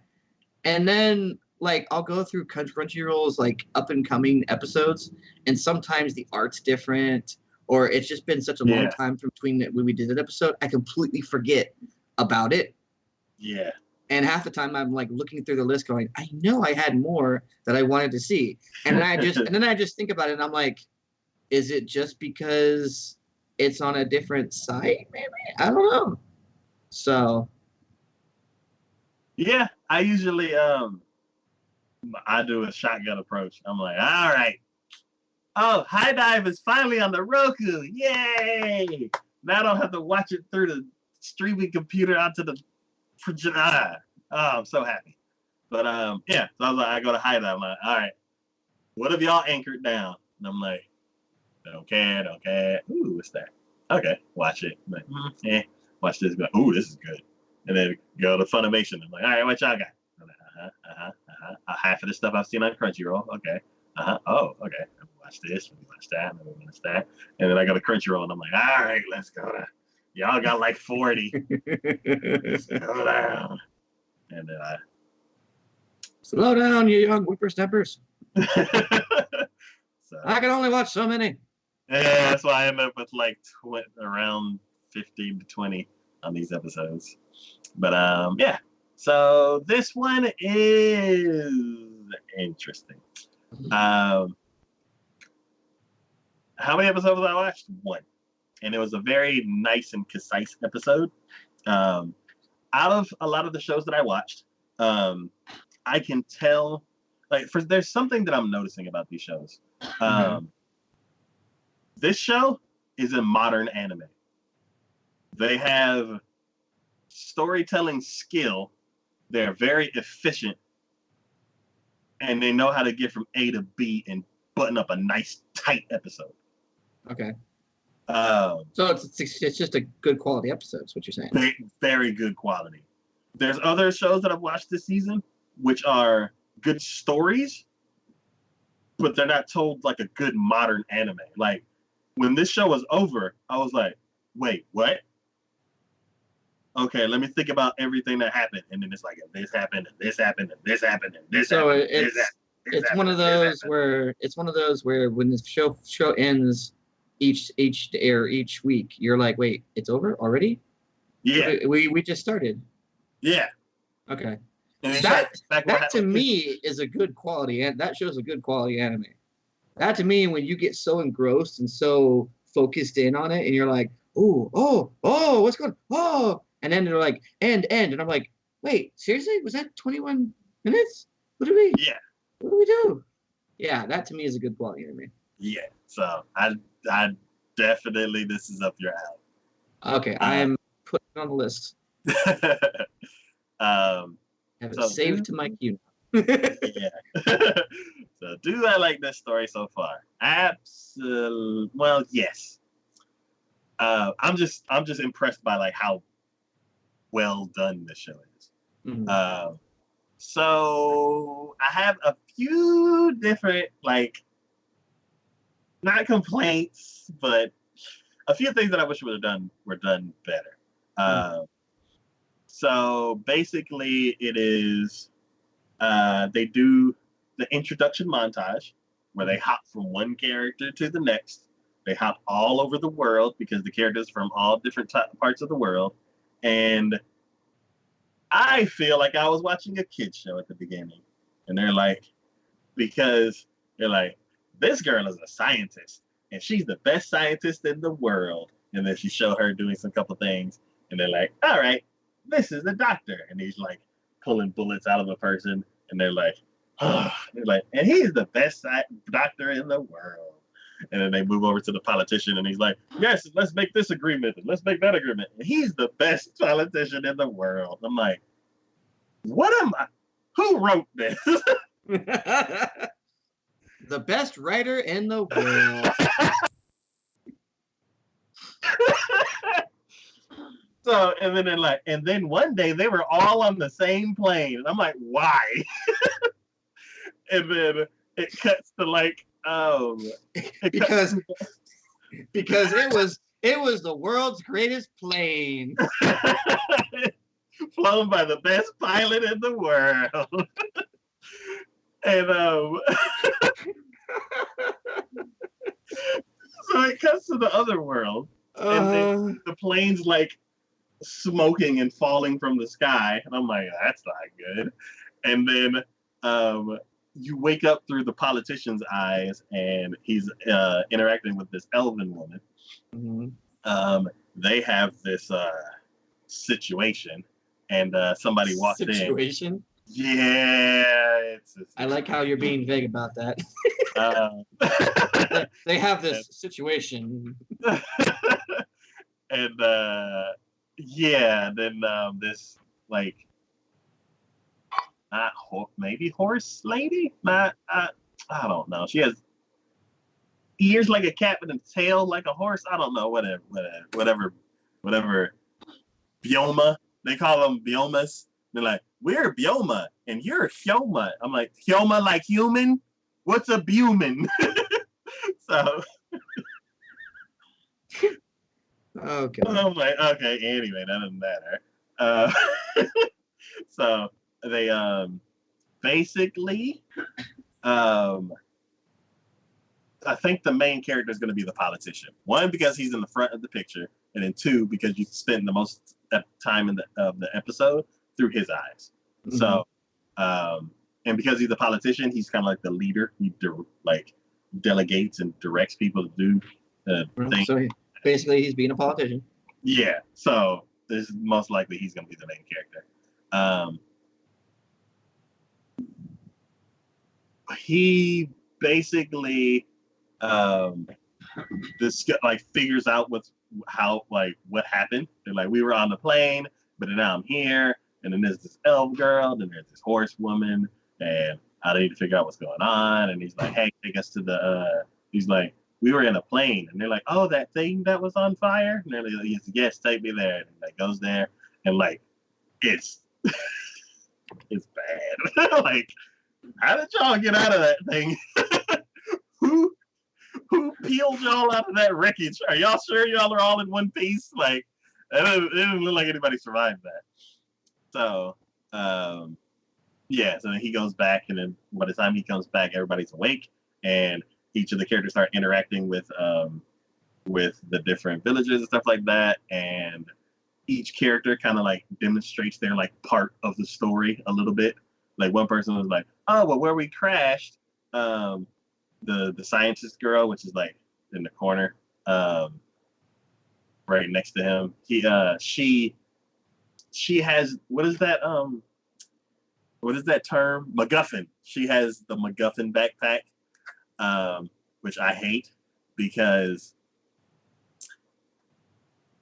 what I kind of got I don't know. I'm comparing it to Dr. Stone, but basically she's like, oh yeah, I found this material at the wreckage and I can turn this into aluminum. I'm like, oh, well, isn't that nice? You start out with aluminum. Great. It's like you can smelt it and everything, can't you, with your freaking backpack? I don't like her. And then there's a ninja reporter. There is the best swordsman in the world, and then There's the doctor. There is the I don't know. Business? The business guy. Like Yeah. he's the best entrepreneur in the world. And then there's another girl back there, and I can't remember what she does. Two of them, actually. But I so I feel like everybody should have started at 0. The plane crashed, everything burnt up. If you're so good, start at 0 and become amazing. None of this, oh, I got my scientific backpack with my babbit or bear bit, whatever she called that bear rabbit thing. That her little mascot that's in like her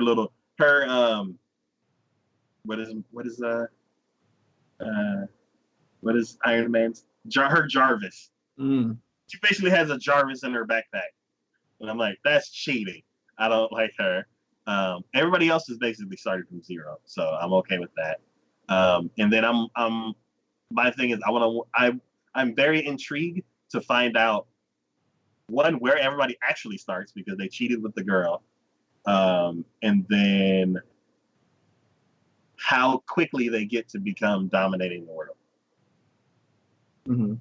Because one thing that is freaking gross is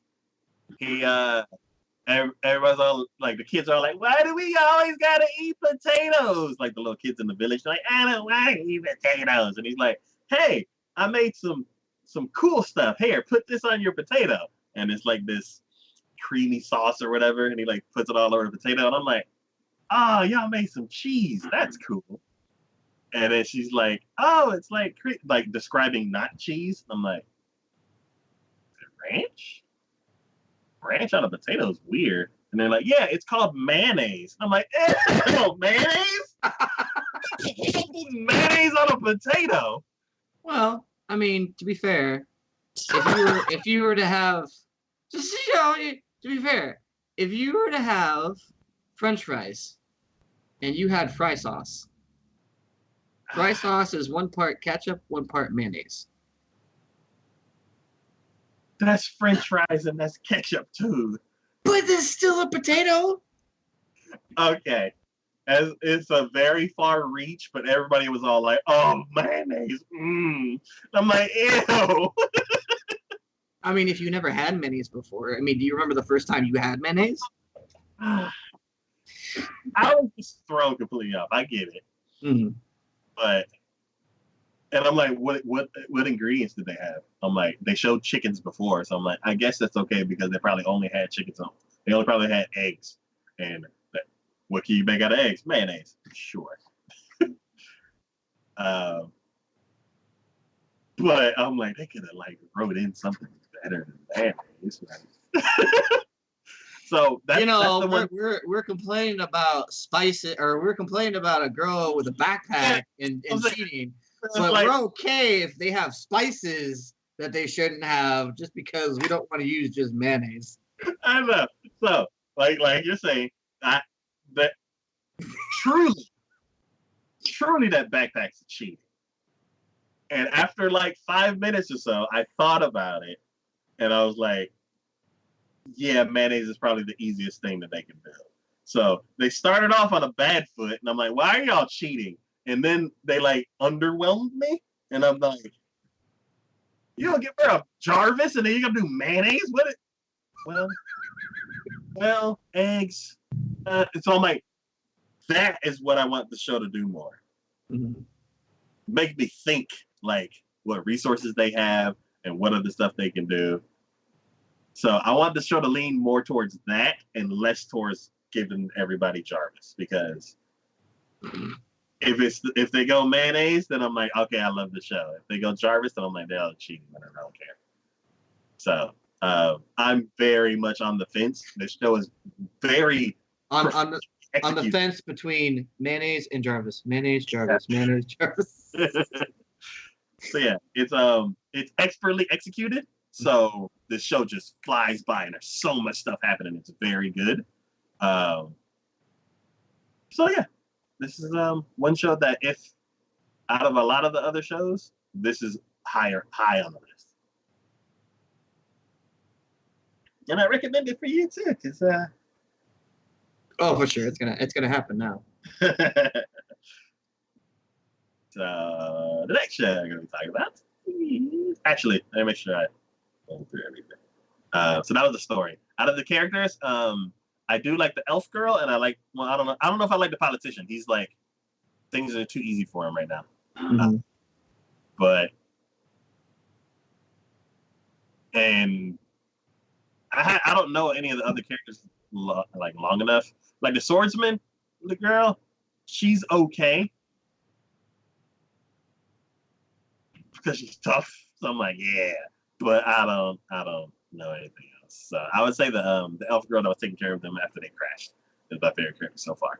Hopefully, if they leave, like she comes along or something like that, or they go to the elf villages. I don't know, something like that. Does this show need Ketchup? Will I continue it this season? I will most likely continue it this season. If anything, it'll be like it's a candidate. Yeah.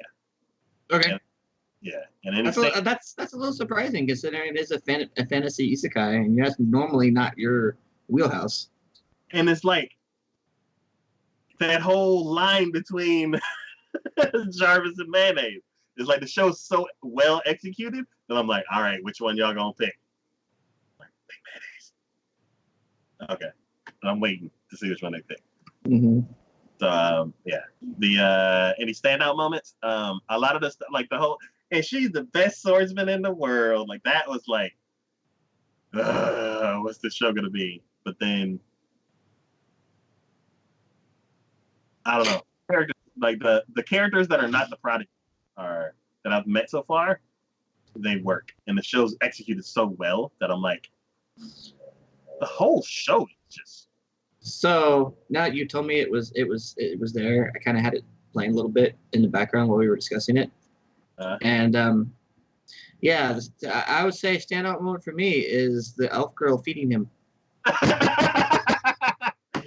So you found a situation that they had. Yeah. Yeah, no. That was the situation, that's for sure. Yeah. Oh boy, that's a situation, that's for damn sure. Alrighty, well, moving on that one. Yeah. The next show we're going to be talking about is Fate. Because I promised I would watch it. And is this the continuation of the Fate too? Huh?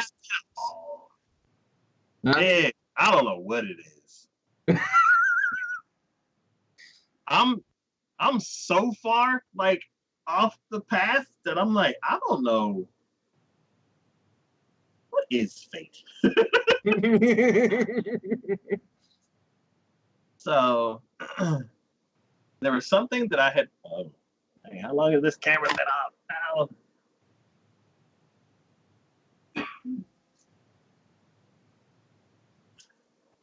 now?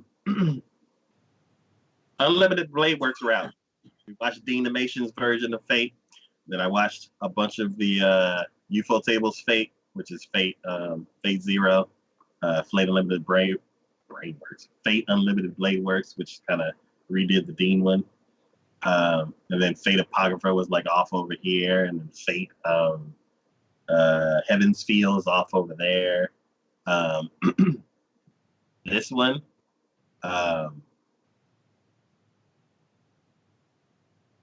Fate Grand Order. It's I don't know. So I think I've seen the Fate Grand Order movie. And I think that's what I watched, because there was one scene towards the very end where this like animal, somebody's familiar, popped up. And I was like, oh, I've seen you before. Where have I seen you before? and then the outfit that the girl was wearing at that moment, and I'm like, I've seen you at that age before. I didn't know who you were until you grew into that age and you had your familiar. And now I'm like, I've seen something that's tied to this. I think it was a Fate Grand Order movie that was like something that they showed before the season starts, and then the season's gonna flesh out that whole story. So basically, what's happening right now, or at least what I understand happens, is they are trying to basically get super soldiers. They are pulling heroes from wherever they're getting them, and then implanting them into designer babies and seeing what sticks. In the first episode, you follow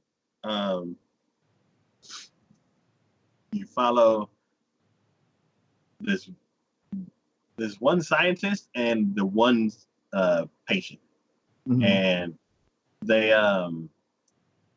I think on Anti-Chart there's a newer picture. Yeah, in Anti-Chart there's a picture, and you're basically following the girl with the shield when she's like 10. You see her you see them implant the hero into her, and you see her take it, turn into the hero, and then almost destroy the science lab.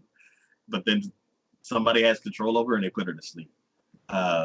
Then I guess over a few years, they get a bunch of different scientists to try to like manage her, and they all like give up after 2 years until you meet the new guy. And the new guy has a completely different approach. He's more personal. He hangs out with her every day and all that kind of stuff, and basically keeps her even keel until she turns like anime age 15. I don't know. Usually protagonists is anime or 15, but so I just like how that's like that's a thing. Yeah. So it's interesting. Their initial interaction is normal speed, but then her growing from 10 to like 15 or whatever age she is now is a montage. And during that montage, he like asks her a question, and he's like, what do you want? Because at first she's very logical, very robotic. Like, this is how things work. This is the definition of that word. So I'm gonna apply it like this. And he basically teaches her how to think and to interpret and to have empathy and maybe sympathy. And he ends up getting her to look forward to things. And he'll bring her gifts, and he's like, well, what do you want next time? And gives her like desires and stuff like that. And one thing that she wants is to see the sky, because when he was talking with her and showing her things about the world, there was this one picture of this escape that's in silhouette, but then in the back it's like a super ultra clear sky that just shows like the galaxy and stars and stuff like that. And she's like, I want to go outside and see a sky like that. So something happens to the lab at the end of the episode, but it confused me because she, I think, has a flashback, but then he's in the flashback, but then he's not the one that's being crushed by a rock. But then it's from his perspective. So I'm like, how are you flashing back to something that's not your perspective? And then I'm like, oh, I remember this scene. What do I remember this scene from? Did the lab collapse in the movie? So I'm like, I'm so confused about what this is or what I watched. And in part of it, and I feel like there's time travel in it too, but I don't know. I was lost. So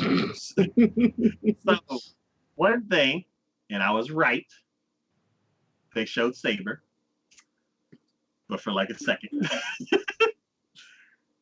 they showed so many alternate versions of Fate. They're like, oh, how about Fate Samurai version? How about Fate Egyptian version? How about Fate King Arthur version? How about Fate Modern Times version? I'm like, I want to see all of these, but it's one thing that I've noticed about some foreign films is that there's this at the end, they get like really philosophical, and I just don't get it. I don't know if it's a cultural thing or if it's just too heady, but towards the end of this episode, they started flashing to all these different time periods that could be like Fate stories, and they're saying a whole bunch of different stuff. I'm like, what's happening? Are we like not doing the story anymore and you're trying to explain a concept to me?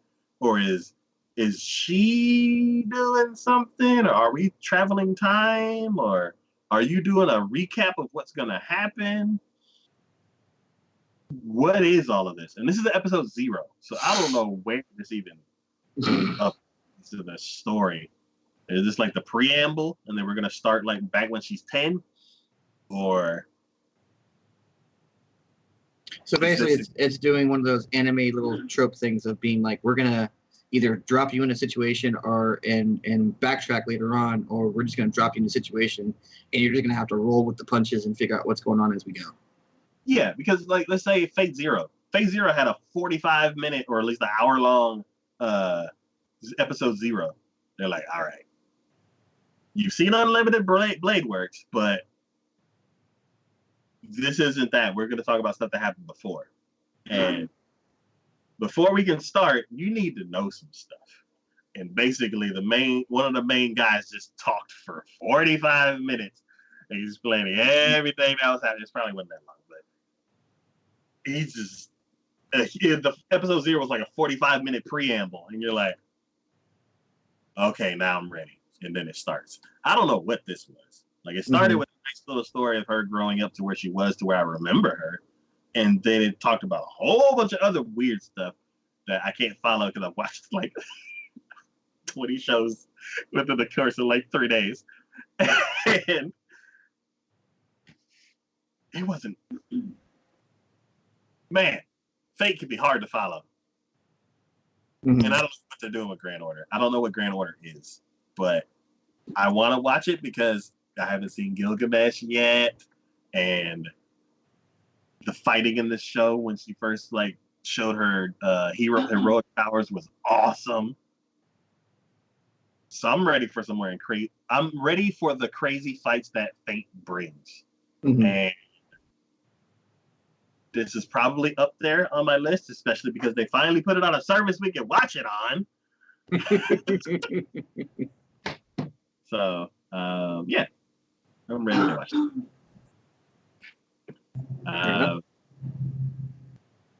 Do I like the character so far? Yes, I like the main girl. I think I can't remember what hero she is, but I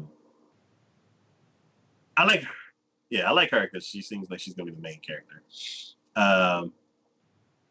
Will I continue watching it? Yes, it's in the top group. And standout moments is when she showed her heroic powers for the first time, because it reminded me of Elven Lied. I was like, oh god, everybody's gonna die, and then she couldn't get out the force field. And I'm like, oh, okay, thank God. So yeah, Fate Grand Order. Gonna check out some more. All right, next show we're gonna be talking about is Grand Blue Fantasy, the animation season 2. Honestly, I've only watched the first episode of this. Okay. Did they pick off right where they left off? Yeah, they just picked up right where they left off. Okay. Well, no, I take that back. They didn't pick up exactly where they left off, but it's not long after they left off. Okay. So basically, at this point, they've gone on a few other minor adventures that weren't necessarily important per se, but it kind of led to them getting their name out there a little bit more. Okay. And so people kind of know of them now a little bit. And I don't know. So you know, we were saying before about how, like, with My Hero Academia, the anime itself is so good that, you know, the characters, they're you remember them. You remember what was going on. You remember the high points and all that. And you know me, as far as animes go, especially when it's only been like one season, we're on season 2. I'm like, oh yeah, no, I remember what's going on, or I can kind of get myself into it and whatever. I'm having a problem with this one. Uh-huh. This is a first for me. I'm having a problem with this one. I'm like, they show, and they showed an older guy in here, and I don't know if he's on the picture or whatever, but no, he's not. Well, no, yeah, he's over on the left-hand side. But anyways, and it took me a little while to be like, wait, where did he come from? What was his role? What was his part? You know, and I'm like, that's the new picture, not the one that I have. No, it's one that you have up there right now. Okay. Like he's back's turned, but like I see him all the way over on the left-hand side. I know that's him, but I'm looking, going, who is he? Wait, where did he come from? And I'm like, wait, we only had one season. Why am I losing track of who these characters are? and it just kind of dawned on me. I'm like, this show, I mean, it's fantasy. If you like fantasy, it hits all the notes of fantasy. But as far as an anime and its general basis and form, it's kind of forgettable. There's nothing that really stands out for it. You know, it's like, yeah, it's anime, it's fantasy, it's got dragons, it's got wild beasts and all sorts of random characters that you come across, but nothing really stands out. Nothing really like goes, oh, this person, you know, it's like they might as well have brought out the book and gone like, all right, let's hit it by the numbers, see what we got, you know. And maybe that's because this is based upon a video game or something. I don't know. But in general, I'm like, there's nothing just absolutely startlingly like, oh my God, this is amazing, you know? So I kind of feel kind of bad about it. There's nothing unique about it. Hmm. It's just a straight up just fantasy, you know, and they have a little bit of uniqueness, I guess, with the whole, we're see, I have a hard time remembering. It's like, are they setting these monstrous, wonderful beasts that they have free? Or are they capturing them? What are they doing with them? I totally forget. I literally totally forget. And I'm just sitting here going, what the hell happened with this show? So, I don't know. I think in general, it's not a bad show, but it's not one I think. This is going to fall into that category that we've had from the very beginning of just like, it's not a bad show, but am I going to continue it? Not with what's out right now. Because there are others that like, this is one of those solid 70 meh. And, you know, compared to the 95s, like you said, that we got going this season, I can't really perceive it as being one that will be, it's not one that I'm like uberly excited about every time a new episode comes out. You know, I'm not like biting at the bit going, oh my God, what's going to happen? Oh my God, what are we doing? It's like, we finish things up every episode. So, well, I haven't only watched the first episode, but it's like we finish everything up in every episode. Nothing really changed. You know, we problem solved. We're good to go. Let's move on. And we go on to the next adventure. And I'm like, do I see a stopping point for this? I mean, maybe when they get to their destination, but it's like, if you guys have a destination in mind, why aren't you going there? Why are we sidetracking all this times?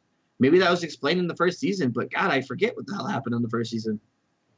So it's kind of like one of those really, really long games, and you get so stuck in the side missions that you forgot what the overall mission was. Exactly. Exactly. It's like 100%. Like, it's one of those things like, okay, so either you went on side quests and you forget what the hell was going on in the main quest, or you stop playing it for like a couple months because some of the things Yeah. happen, and then you try to go back to it, and you're just sitting here going, "What was I doing? Why were we doing this?" I'm sure there was a reason, and it was probably a really good one, but I don't remember why. That happened to me with Tales of Eternia, Uh-huh. or Tales of Destiny 2 or something like that, the PS1 game. There's 3 discs. Mm-hmm. I played halfway through the first disc once, and then I came back to it like a month later, and I'm like, I gotta start over. And then I started over, and I beat the first disc, and then I started the second disc, and then I came back to the second one. I'm like, I'm not doing this again, and I left. It's just it's kind of sad to me. I feel like there's probably potential here, and there's some good points with it. It's got good action, it's got good fighting. It got islands in the sky. Islands in the sky. I mean, I guess it never feels like so far, and I don't know if this was what happened in the first season too, but it never feels like the protagonist ever has. There's never a real threat. No stakes. No stakes. And if there's no stakes, it's like, why are we here? What are we doing? Mm-hmm. They're gonna defeat the monster. They're going to solve the problem. Everyone's gonna end up being happy. So why the hell are we here? You know? Okay. So if I were to ask, does the show need ketchup? Yeah. Yes, because there's no stakes. Pour that ketchup on there. Just pour it on. Pour the fry sauce too. Why not? Just add some more on. More savory. Do you have a favorite character?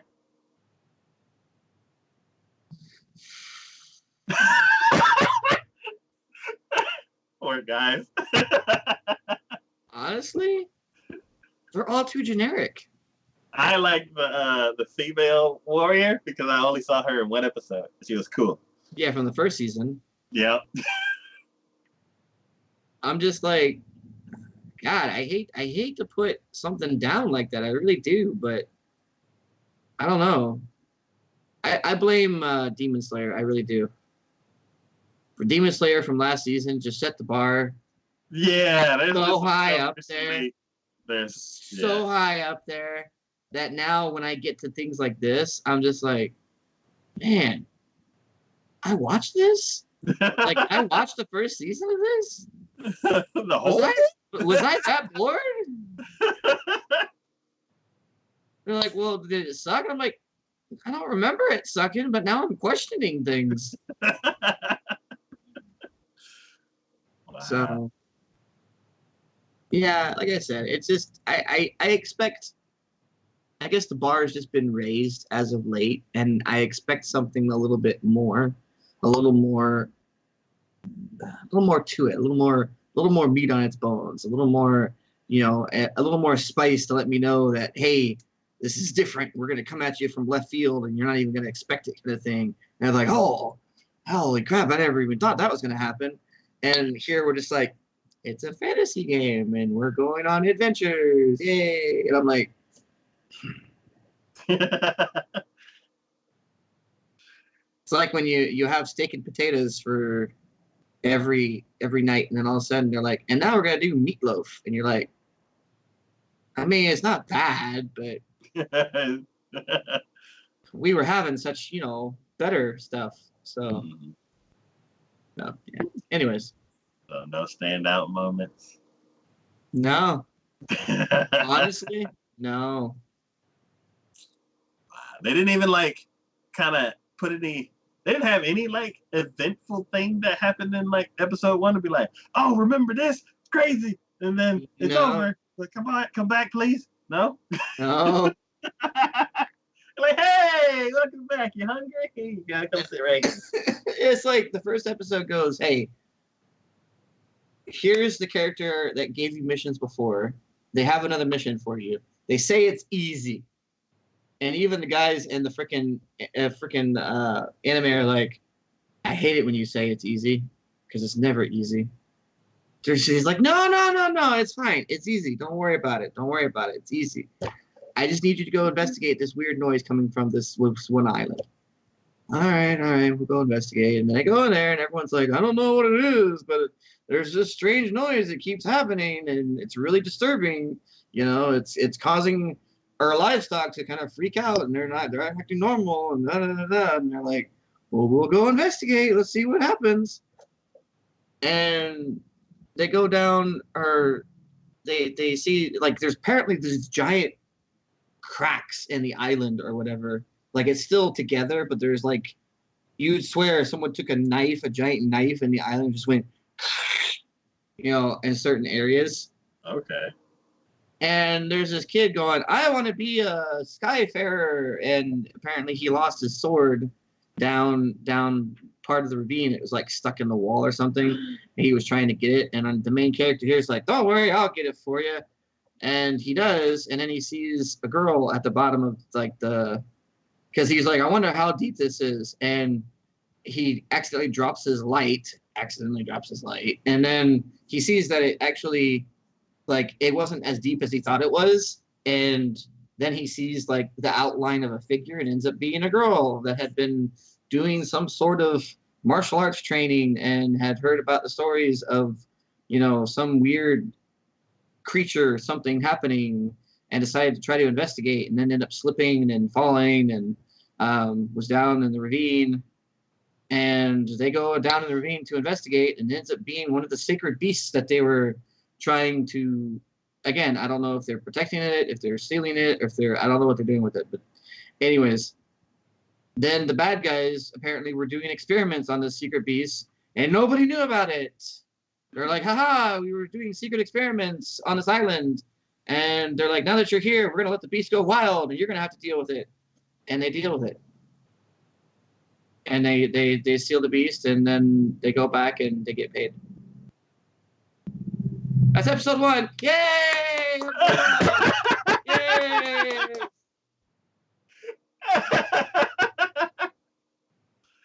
Well. Now, as far as like a difference between episode 1 of this season and episode 2 or 3 of the first season, I have a feeling it was almost identical to each other. Maybe different scenarios, maybe different island or whatever, but we're pretty much spot on when it comes to like what happened. There was a beast. They sealed it. They took care of it. Yay, problem solved. I'm trying to think like what would be cool to add, like what kind of ketchup could you add to this to make it nice and savory? I'm thinking give maybe me some more details about all the crap that's going on. Well, it's like for the crack. Did the beast cause the crack?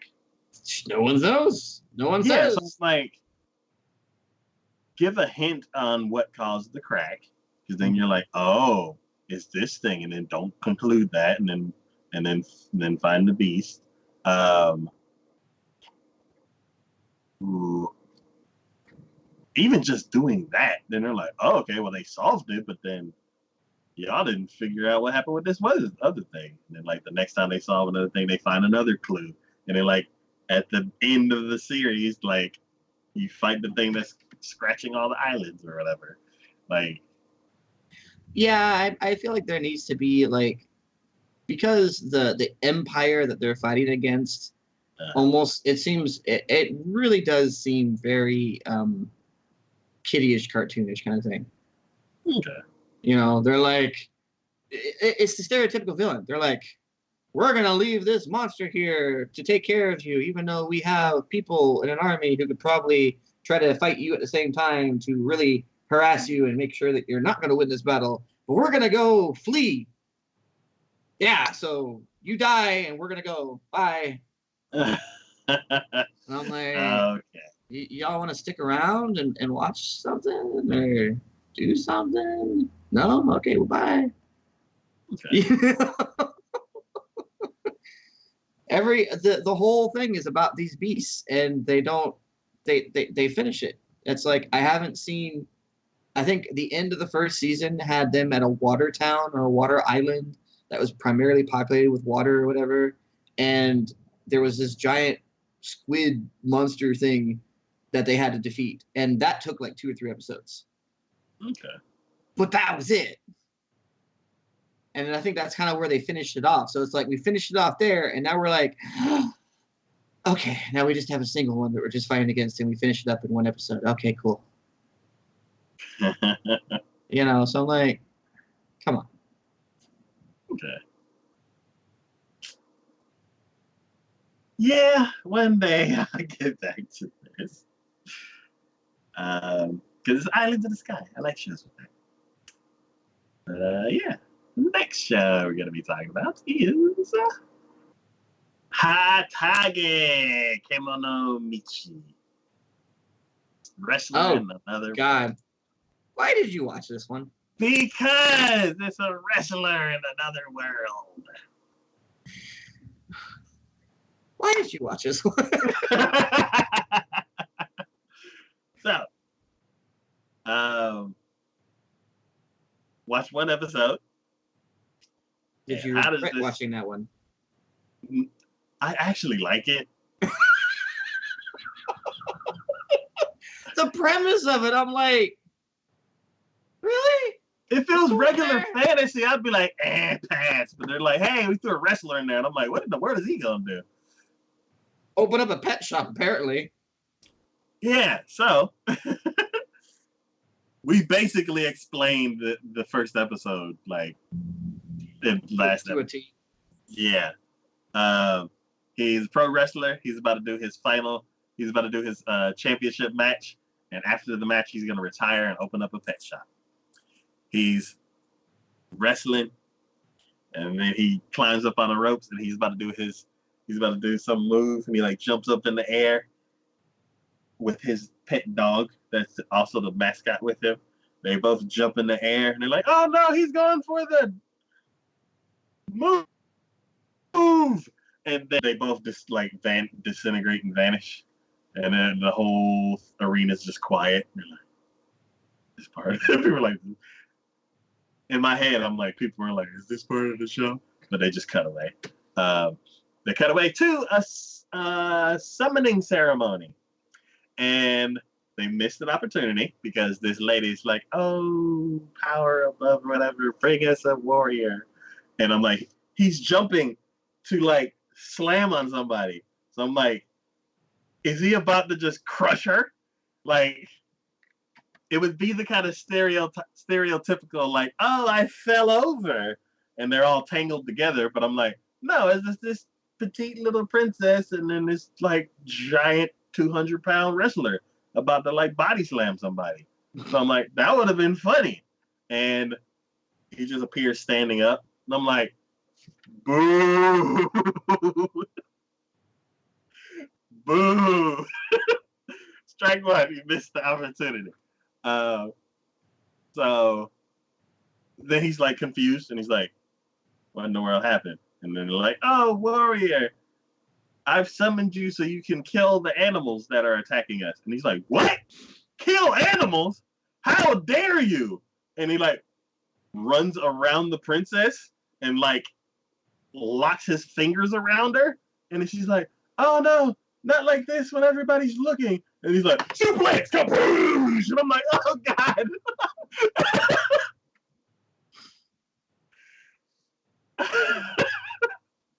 And then he gets up and she's still like toppled over with her butt in the air. And everybody's all like, oh no, the princess's butt is in the air. And he's like, what? And he's like, how dare you do that to her? And I'm like,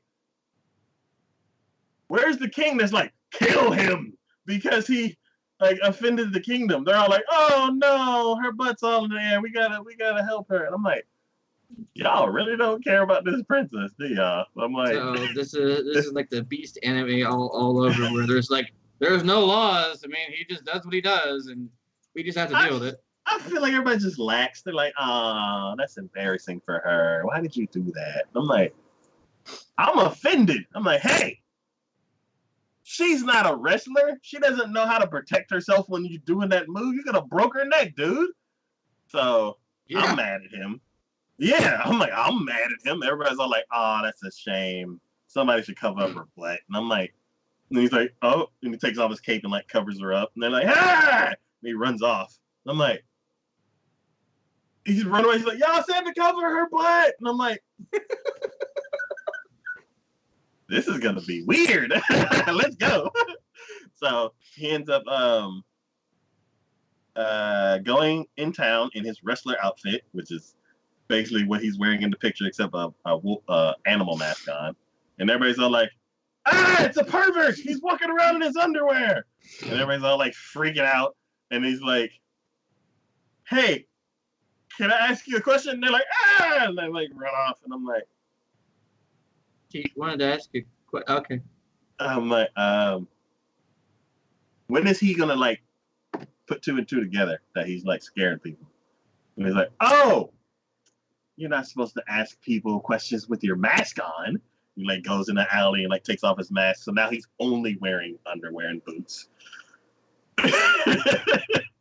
And then, of course, because he went down an alley, he gets attacked by some ruffians.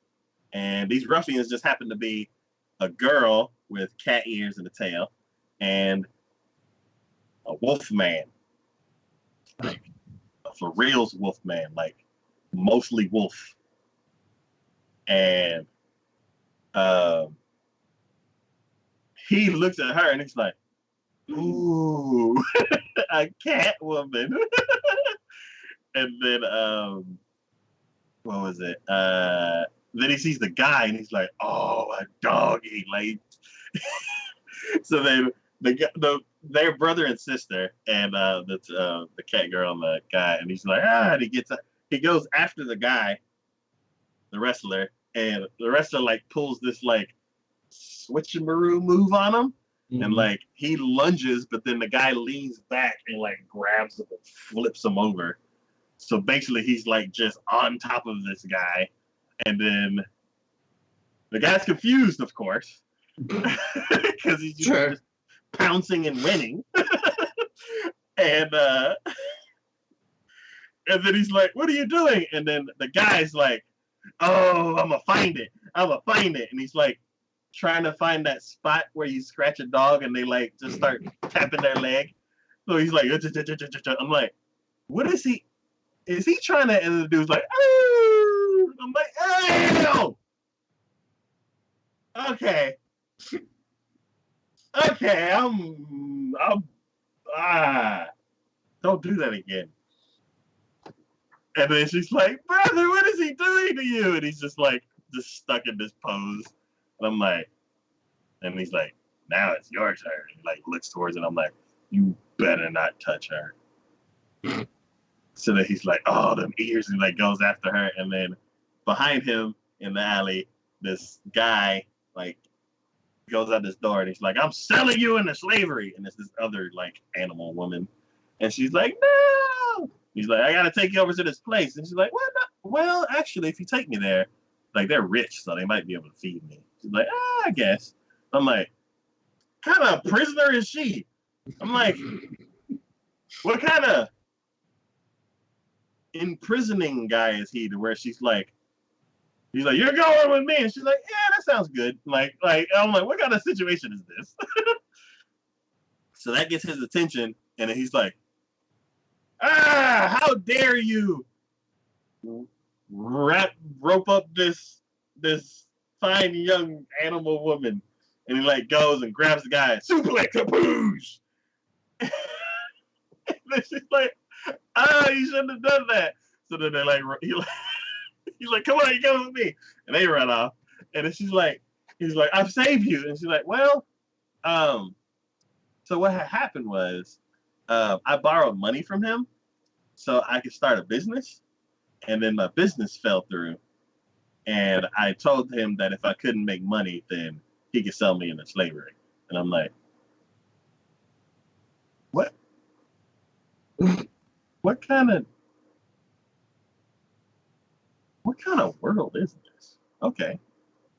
And then she's like, I would have done well. I was doing good for like the first year. And then some humans copied my idea. And like, I ran out of money. And then, so he's like, so basically, I just attacked some normal guy. And now basically like I'm committing a crime. And she's like, no, well, the humans who stole my idea was him. So he kind of like cheated me out of the money that I borrowed from him. So it's like, you can say it was a good deed. And I'm like, this is a very weird set of characters. You should probably get away from her because she's very troublesome. Well, I mean, he doesn't have much room to talk. He suplexed a freaking princess the first time, the minute he walked in. No real explanation, just suplex. Well, he's like, no explanation. Like, how dare you say bad things about animals? And then suplex. And then for the girl, he's like, how dare you rope up an animal woman? Suplex. So it's like, you bring animals up and he's gonna go crazy. So I'm like, he never even got described what the animals were. I mean, they could have been like freaking dragon warriors or some fantasy thing, and he still would have been like suplex. yeah, man. So after that, they she's like, I'm gonna take you to the guild so we can make some money. And they go, and there's this one mission where they're about to go get a mission, but then somebody walks in, they're like, help, somebody help, we need help with some Cerberuses. And he's like, I got it. And he's like, goes to the mission with them, and then it's like set 5 Cerberuses, so 15 heads of dog, and they're all like, rah. And he's like, oh, I'm gonna get one. He's like, which one's the leader? And he's like, oh, okay, it's that one right there. So then he like starts charging towards him. They're like, hey, don't you want this knife? And he's like, no, I'm good. And he's like running towards him. And then the girl that's with him, she's like, I'll take the knife. So I'm like, man, she is like slick. And I don't want to be around her because I know she's gonna cause trouble. So he's like, so he's like running, and like the head dog is not the leader. So he's like just gonna dodge everybody until he gets to the leader. So he's just like dodge, and then he grabs. Suplex. It's a weird move. It's not a suplex. It's like an inverted suplex where the dog's butt's like right in front of his face. So it's like 2 legs like hanging here, and they're like upside down. They can't move. So then when dogs greet each other, they sniff each other's butt. But yeah. So he's just like, I'm like, what are you doing? Why are you watching this? He's like, the dog's like, what? Stop. And I'm like, what is happening? Instead of the dog's like, okay, I guess we're friends now. And I'm like, I don't know what this show is. Something else happens I don't remember, but it was over. I'm like, this show is. I'm afraid to see where that's going because it's probably going in ways I don't even want to consider. Nope. I'm good. Please tell me you're not going to continue it. Please. Okay, thank you. I'm gonna watch it one day, but I'm not continuing it this season.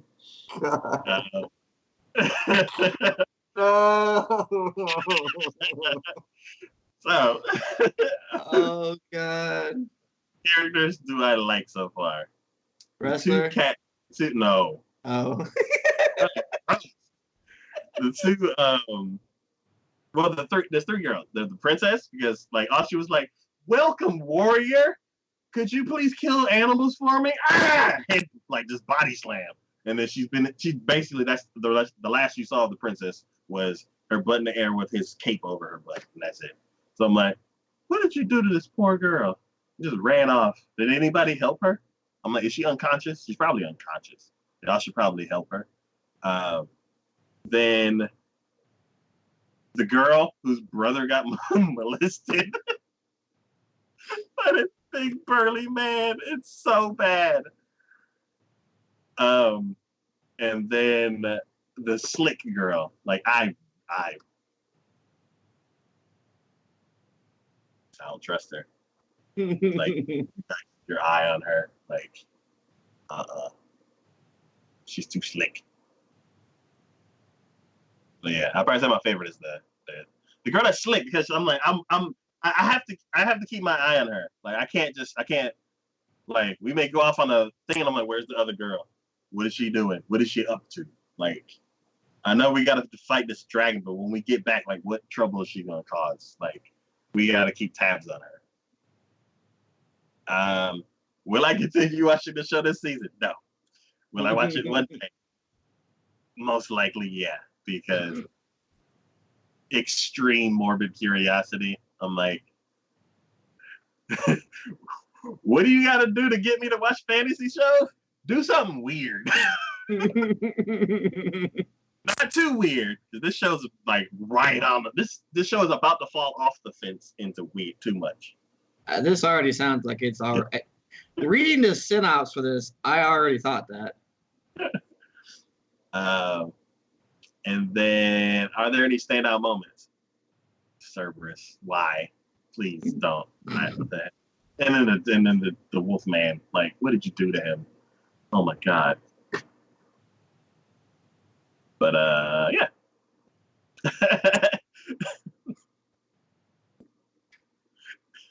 That's Wrestler in Another World. The next show we're gonna be talking about is another long name.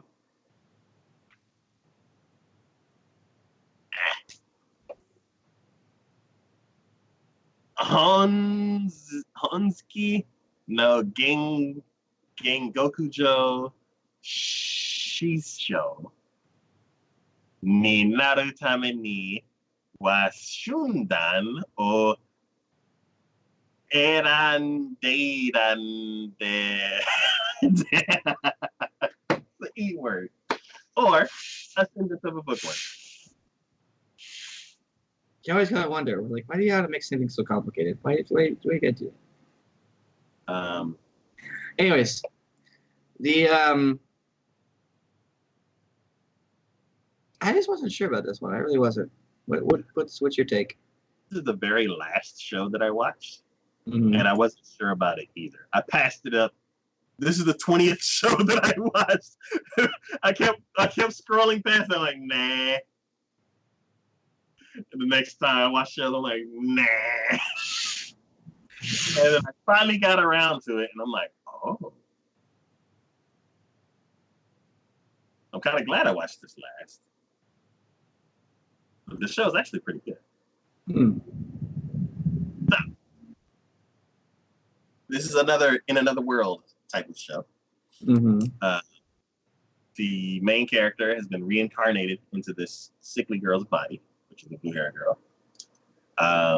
This is a realistic kind of medieval time-y world. Mm-hmm. There's like inns and horse-drawn carriages and all that kind of stuff.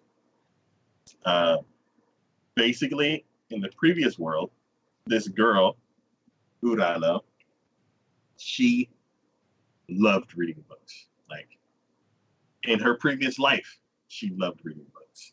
And when she died, she was like, can I please be reborn in a place where I can read more books? And then she was. And then she's like, and when I get reincarnated again, can I please read more books? And then she got put in this world. Whew, not so good. She wakes up and she's sick. Throughout the episode, memories pour into her brain that kind of like meld her to this world, because they would ask her questions like, oh, well, what do you want? And she's like, I want a book. And they're like, what? And then they're like, we don't have books. And then they'll ask her like another question. And then she's like, oh, what's that? And she's like, your father works there. And then she'll have a flashback of seeing her father work there. And she's like, oh, yeah, that's right. Blah, blah, blah, blah. And I'm like, nobody's really suspicious. They're not like, oh, my daughter actually died and then she came back to life kind of thing. Or my main question is where is the girl that was sick Does she die and get reborn into another body? Because if they take this one body and the soul dies and they just put in another body, then does nobody die? They kind of did die, though, because they died in order to make that transfer possible. Reincarnation still in the sense that they're actually dead to begin with. Yeah, but she got reincarnated to somebody who was recently sick. So I can see reincarnated as a baby because that started from 0, but she started from like 7.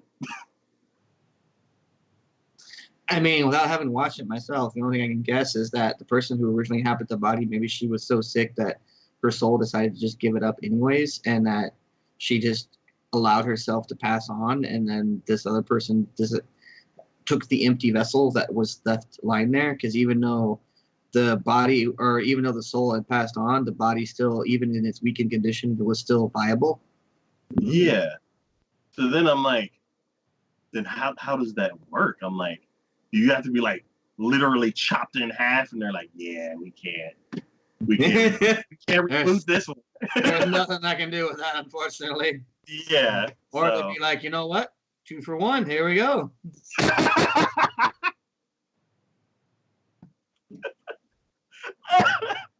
So we're like, oh, the top half's good. Like, we need the brain. We got some arms to move around. Let's just the bottom half's just gone.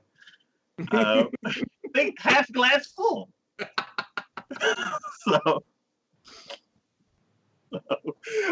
Yeah. So that's one thing that I'm curious about the world, because it was I'm like, well, then where'd the other girl go? So because like, even her sister, I don't know if her sister was suspicious or was like teaching her different things. Like, well, I don't know. Like, she seemed kind of mean, but I think like older sisters are just mean to the younger sister because younger sisters are annoying. Don't know. So once she starts getting a grasp of her reincarnated state and what is what, she's like, I'm gonna do whatever I can to find a book in this house. And she's too short to reach doorknobs, so she like pulls her futon over and like jumps up and grabs the door. She ends up exploring the house, and then and it's kind of like Erased. Did you ever watch Erased? I think so. Yeah, where the guy, there was a huge incident, and basically he went back in time as a. Oh no, I didn't watch that one. Yeah, he went back in time as his 20-something-year-old self into his 10-year-old body. But I remember that one because that was your favorite of last year's animes. Yes. So it's kind of that state. It's not. She didn't go back into her own time. She just went to a new body, but she still has the mentality of wherever she left off. Mm-hmm. So she's like, "Oh, great, this body," and then she's like, "I can't reach that, but I know how to do that." And then she goes, grabs a futon, and like starts exploring the house. And she's like, "Where's the books?" So she basically goes across the whole house, realizes that there's no books and there's no nothing written down anywhere. So she's like, maybe this world doesn't have a written language, and she's basically having like these really high level thoughts for like a 5-year-old. So then her mom comes home. You start getting acquainted to her mom and her sister, their little interactions. One thing that's really cool that I kind of, I don't know, I watched a video that kind of opened my mind, and this show kind of applied something. I'm not sure if they meant to, but I took something from that video and applied it to the situation. So as a sidetrack, let's say humans from the past. Do you think they had bigger brains or smaller brains than us now?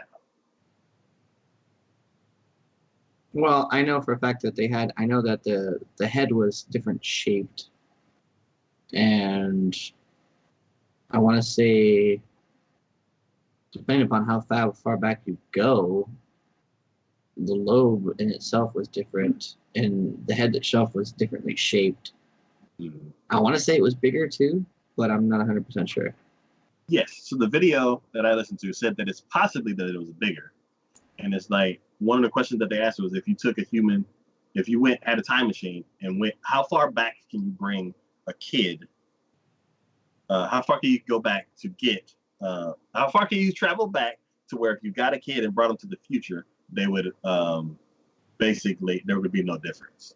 And there was like a few tens of thousands of years that he said that current humans were around, and then anytime before that it's iffy because it would be noticeable, like a noticeable difference.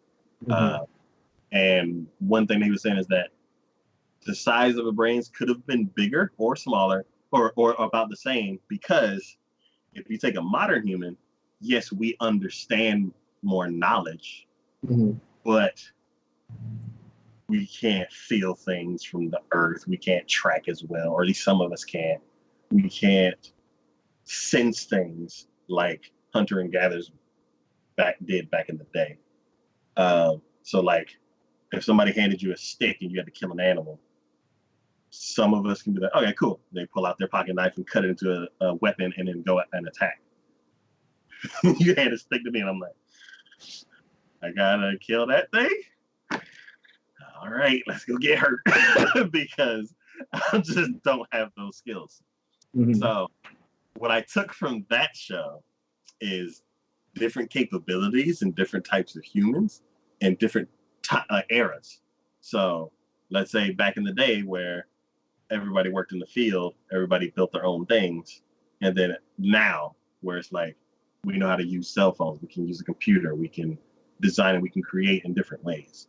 So probably same level of intelligence, but different kinds.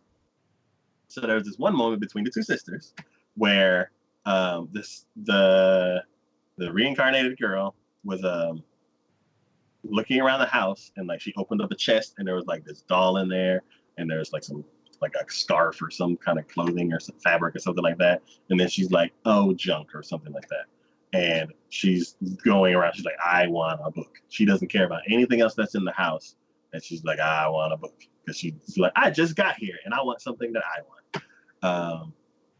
The sister comes back, and on the second day there was something where she didn't like the fact that she couldn't take a shower and wash her hair every day. So she's like, my hair feels gross. I want to wash it so bad. And then she's like, I also hate it having draped over my back. I want to tie it up and put a hairpin in it, but there's no hairpins. So she's like, I know what I can do.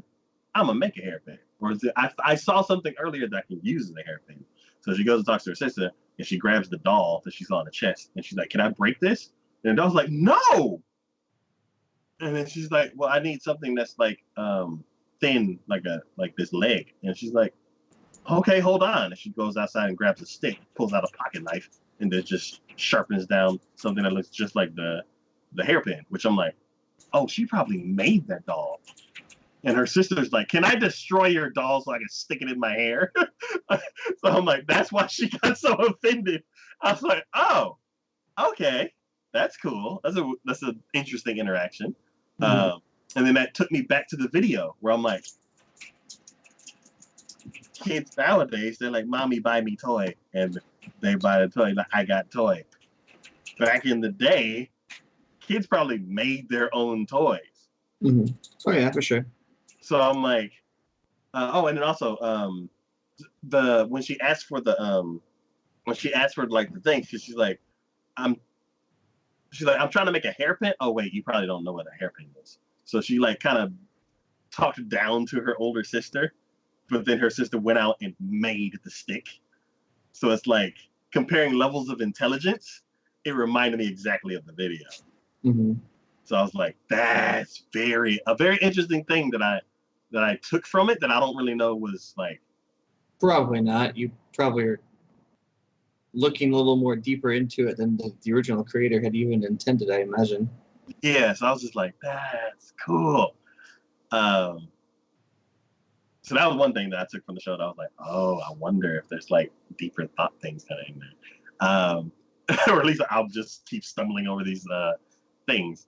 So I was like, okay, that was cool. Plus to the show. Then the next day, the mom was like, I need to go to the shopping mart. He's like, do you want to come? And she was kind of like, I just want a book. But she's like, oh, maybe they sell books at the market. So she's like, yeah, mom, I want to go. So then they walk outside, and then her mom like leans down for her to climb on her back. And she's like, what? Oh, I forgot I'm in a frail body. So they probably carry me around all the time.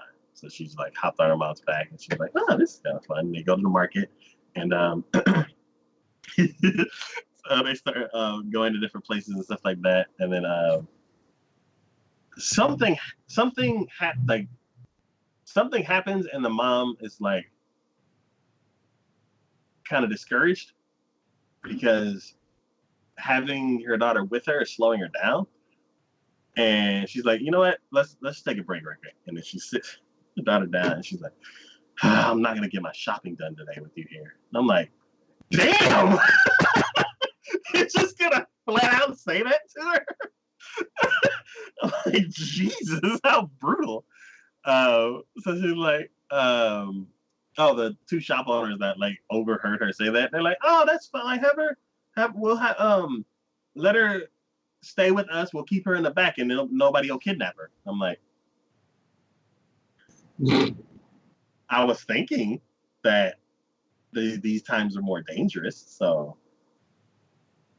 I was like, she can't really wander off on her own, but God, blunt people, everybody's just speaking their mind. So I was like, okay, this show is not sugarcoat anything. Mm-hmm.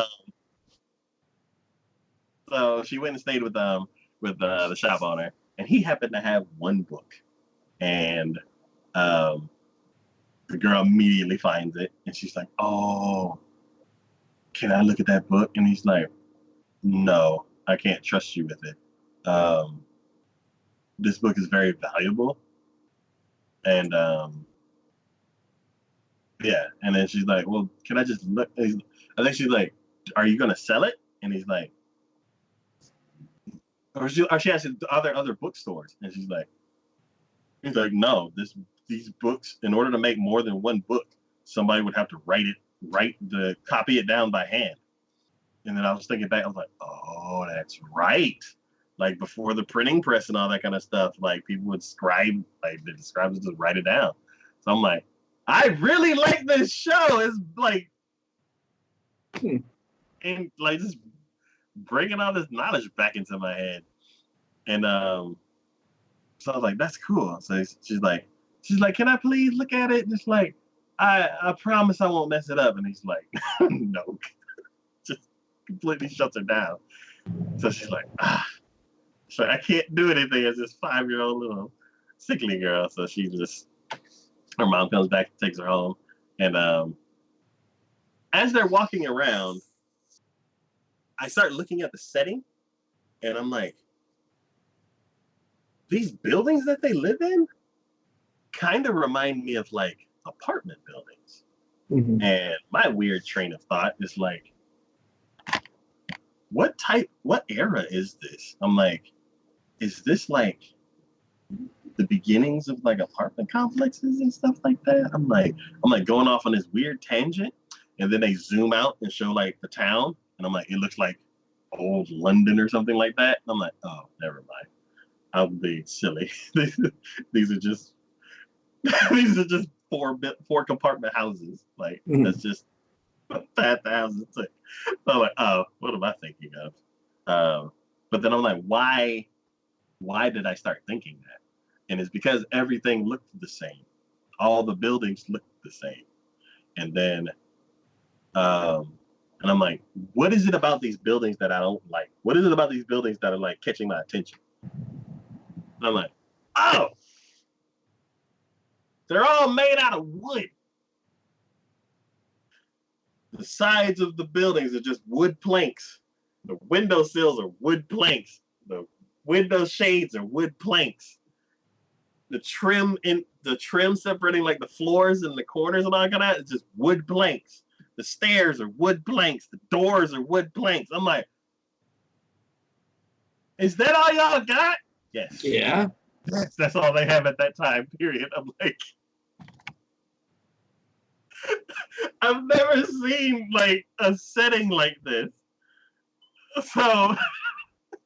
Well, see, I guess it's because I'm more used to fantasy type settings. Like that doesn't surprise me even the littlest bit. Well, I'm used to seeing like in that time period, I'm used to seeing like the windowsill being wood, the shutters being wood, and then the trim being wood, but then the sides of the house being like plaster or something like that. Yeah, no. It's before that to where everything's just wood. See, I don't know if it's like my fantasy anime or my fantasy reading or whatever, but I've always been more accustomed to seeing like straight wood everything. Unless you go like really far back and then they use stone. Yeah. So I'm like, why is there so much wood?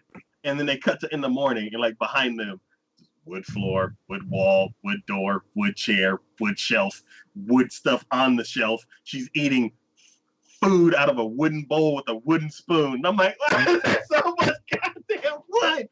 This is ugly. Oh yeah. I started getting irritated, and then the episode ended. And I'm like, I don't know if you're gonna do well for this one. I don't know. If wood things are bothering you, you might have trouble. And then I'm like, I guess what they're gonna ride into town on a wooden carriage. She's like, yeah, it was made up. I'm just angry about wood for no reason at all. so yeah, it's a very interesting show. Everything's made out of wood, but if you can get past that, it's intriguing. Do you know what paper for books used to be? Do you know what that's made out of? But at least it's paper. At least it's not like.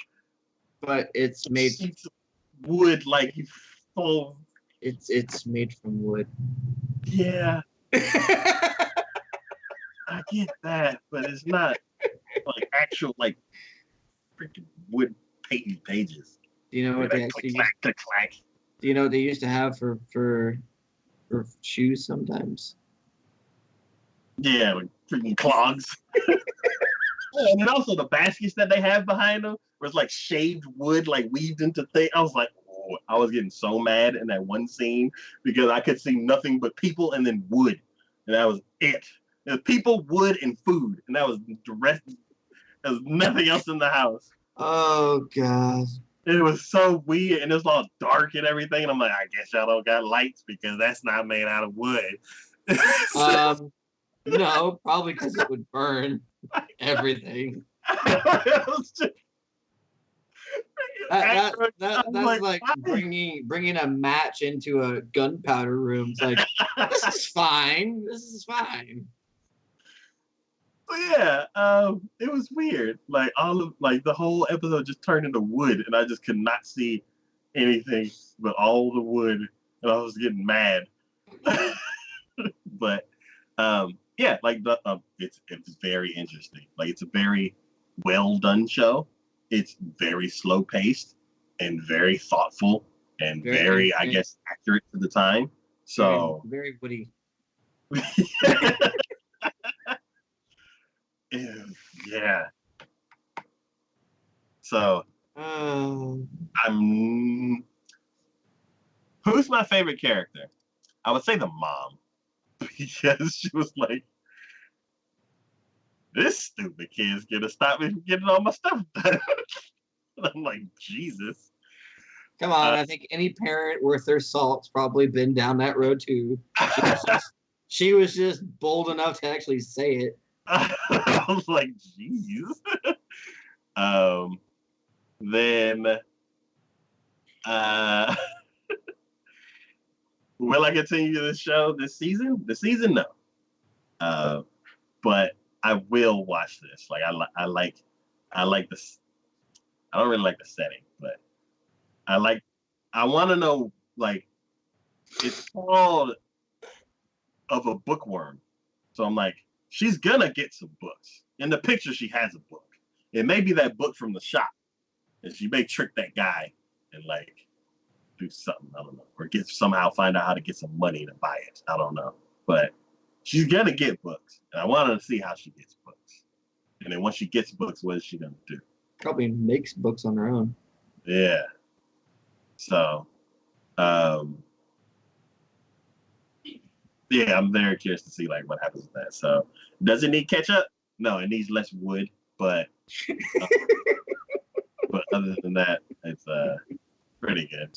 And then any standout moments? The mom, like she just not only I thought you were gonna say the wood. uh, that one scene where I just all of a sudden started getting mad. It stood out to me because I was just like, wait a minute. Because wood. Yeah. Oh man, I don't know why. I don't know why. But yeah. That's it for that show. Next show we're gonna be talking about is Welcome to Demon School, Ida-kun. This just seemed too kiddie-ish for me, honestly. And it is. Okay. Well, I'm glad I had that thought process. Yeah. Or Mairashima. Mairashimashita. Yes. It's a very silly human in the demon world type of show. The main guy has terrible parents and he's on some kind of tuna boat. And the person who he's working with is like, hey, take care of all this, and walks out, and like there's fish falling out of the cages. And me, I'm like, why haven't y'all secured all these fish? Isn't this your money? Like, why are the fish falling out of the cages? Y'all need better cages. But he's over there slipping and grabbing fish and dodging fish and all that kind of stuff. And I'm like, okay, I don't know how you ended up here, high schooler, but let's see what's happening. Is there not too much fish?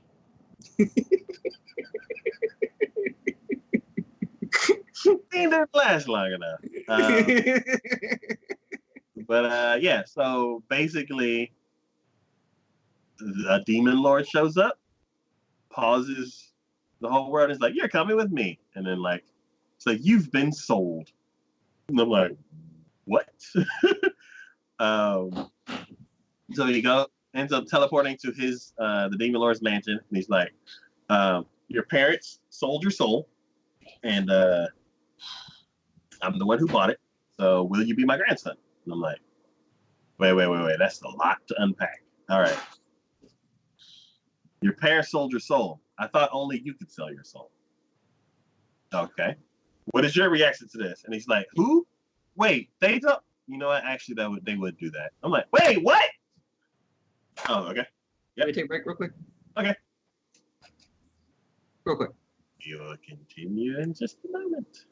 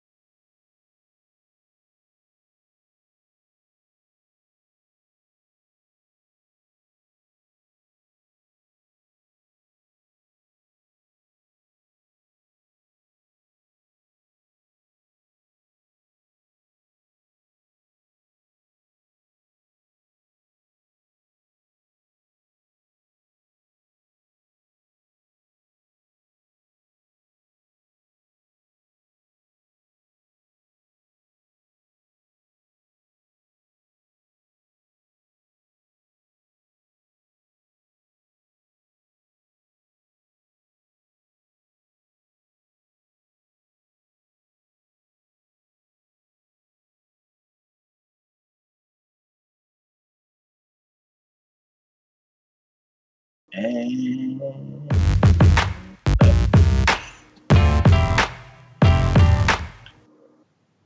we're back. So, Itamakun.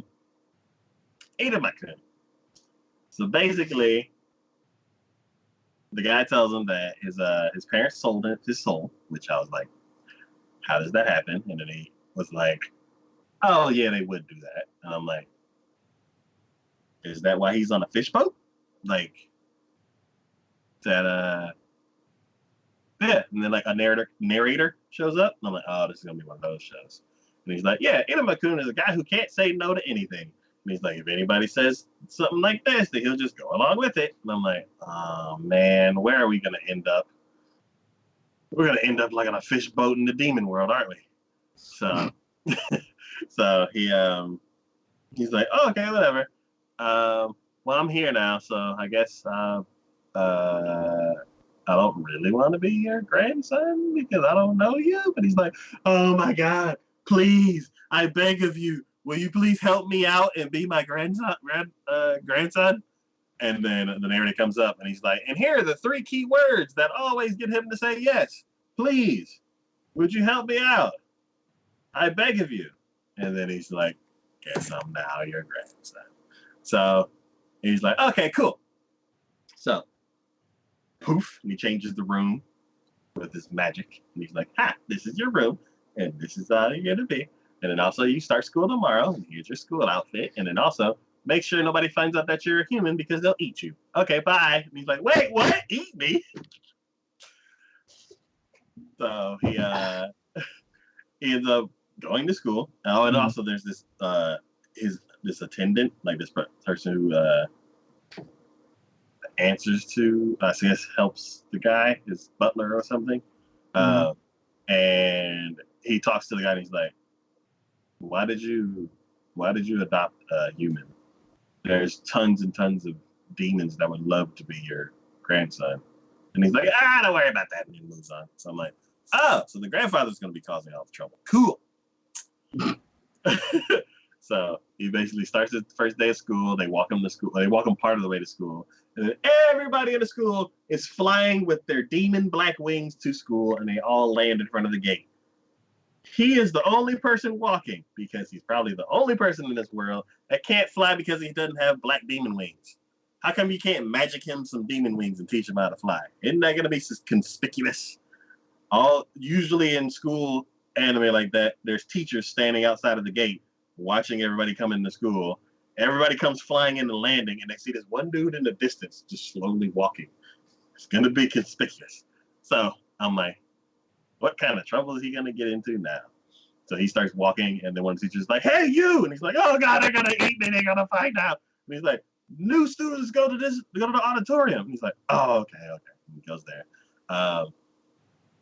He starts with the first day of the assembly, and they're like, and this is the valedictorian, blah, blah, blah. Here's your introduction to the school. And he's like, also, here's a message from the chairman.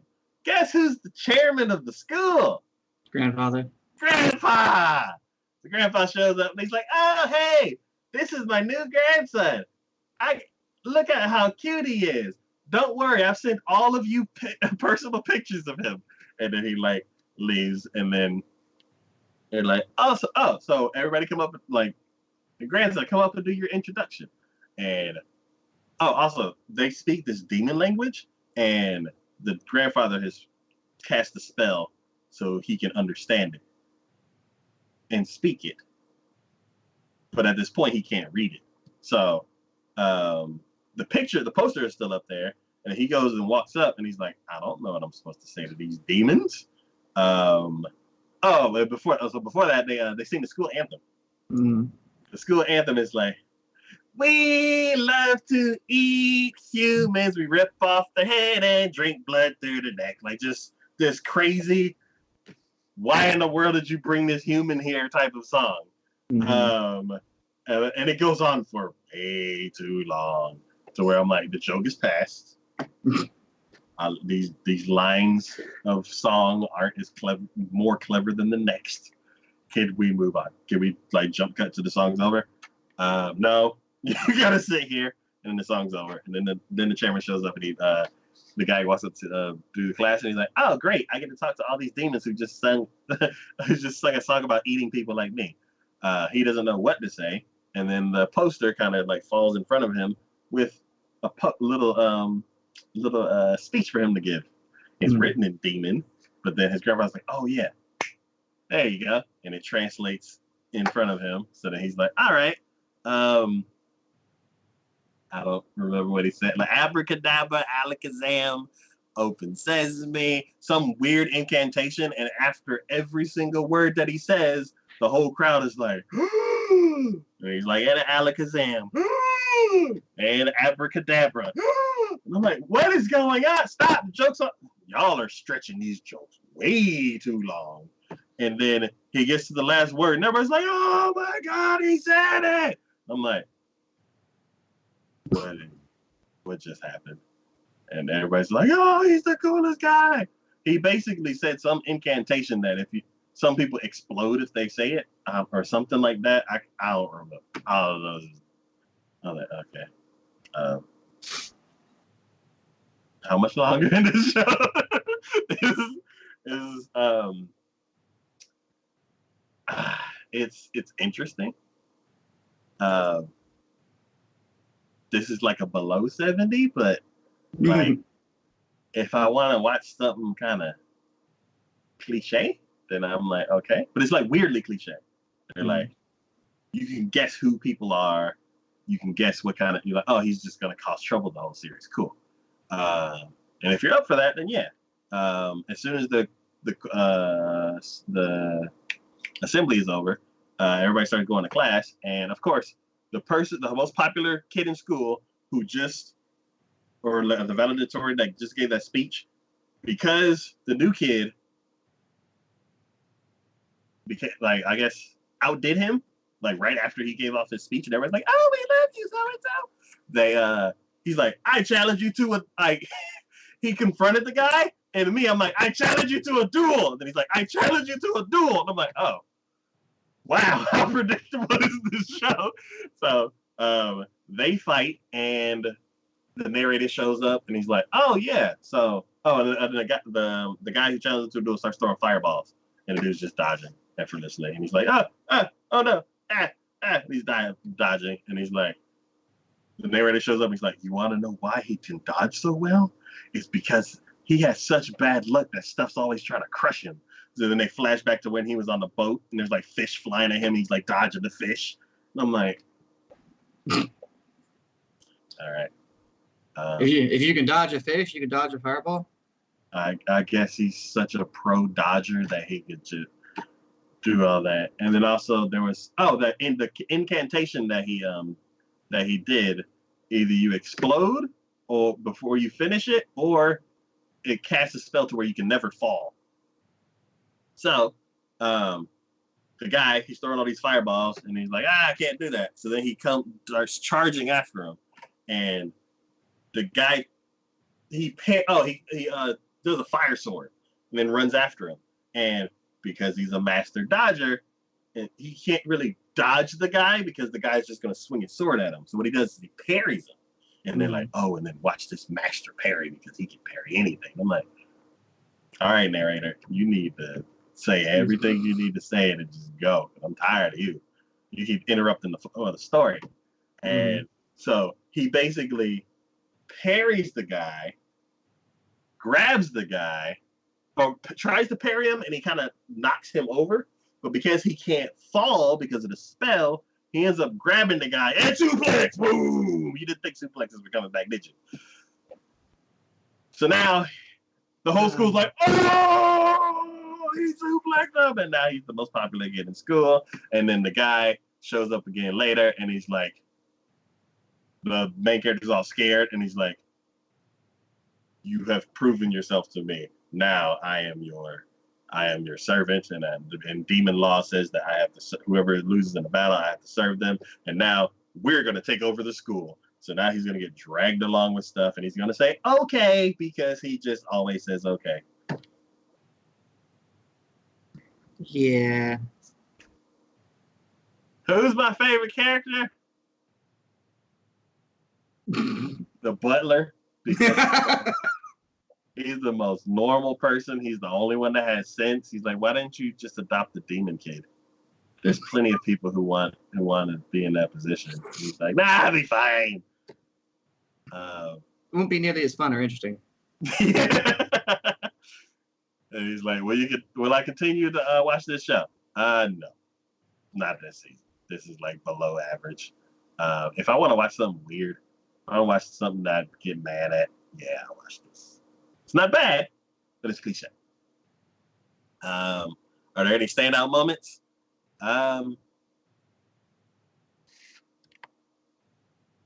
Seeing suplexes again was kind of funny. But it would have been as funny if you hadn't watched another anime. No, it would not have been as funny as all. So, yeah, I don't know. Yeah, this show's kind of like a throwaway cliche show. So, that's all I have about that. The next show we're going to be talking about is, No Guns Life. Where'd you watch this one on? Funimation. I think if you get Verve, oh no, Funimation left Verve. Crap. Yep. Yeah, I don't know. You'd have to, yeah. Basically, have to get Funimation. Yeah. So yeah, No Guns Life. This is a very good show. Very good character designs. Very nice action. Mm-hmm. It's chunky, like Trigun type of chunky, like bold lines, big thick characters, very big dynamic moves, and there's no sleekness to it, like harsh shadows, bright colors. Like this is a punch you in the face and ouch kind of show. Mm-hmm.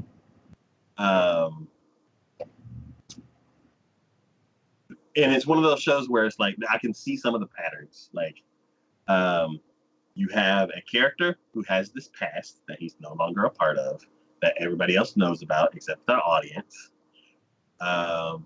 He's a troublemaker because he's kind of outside of the law, where it's like basically he used to be the law, but now he's not the law.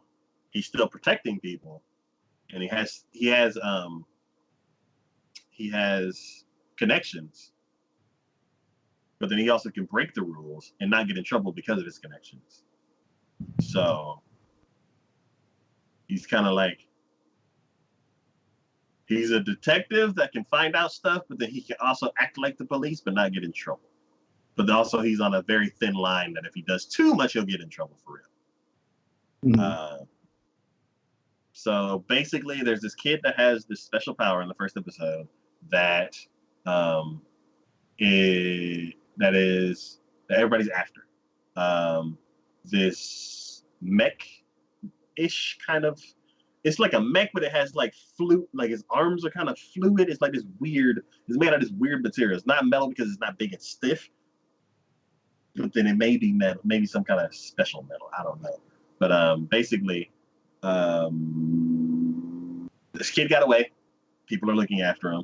They end up crossing paths with Gunhead Man, and they knock on his door, and they're like, "Hey, it's the kid here," and they're like, "I don't know what you're talking about." And he's like, "Oh, you know, if you do like that, we'll have to talk to so and so, the person who could like actually put him in trouble." But then he's like, "I'd like to see you try," kind of stuff. Like they get to this thing, and he backs off.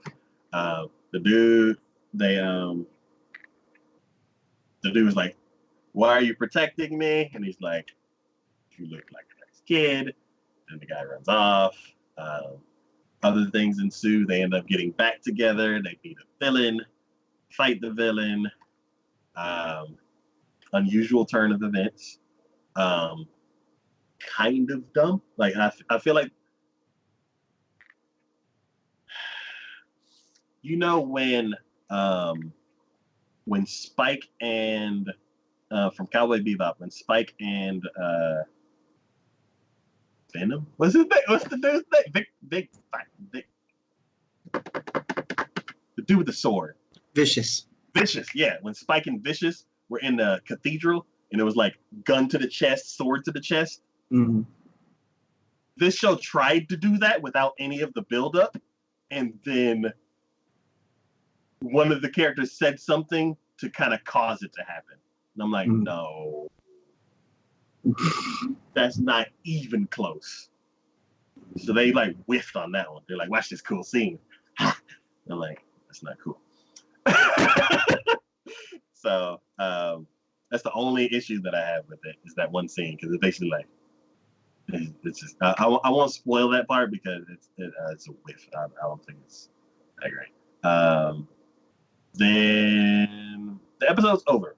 I like the world. There's like this weird taboo with the trigger of his gun.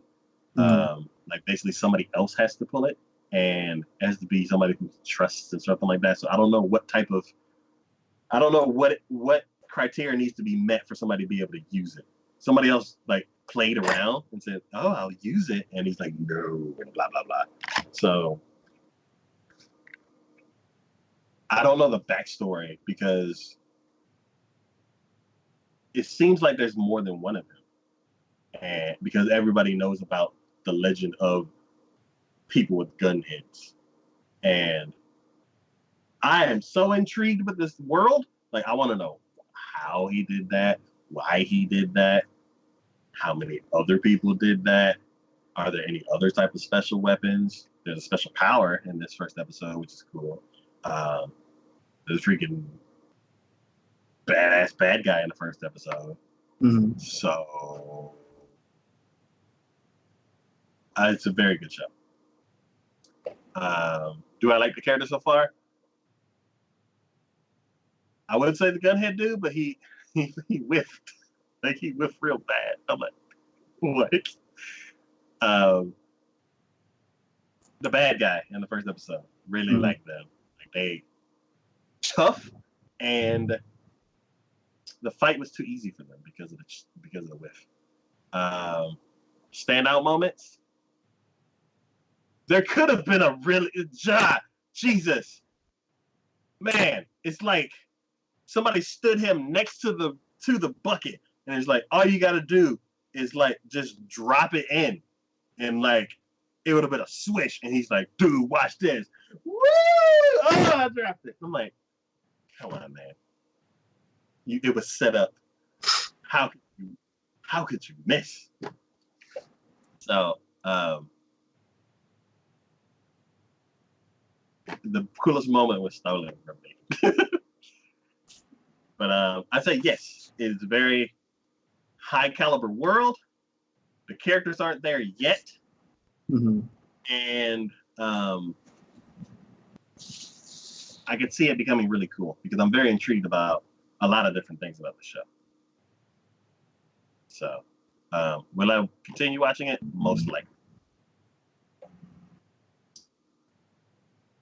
All right. The next show we're going to talk about is TacoYaki no Soma. Food Wars, Fourth plate.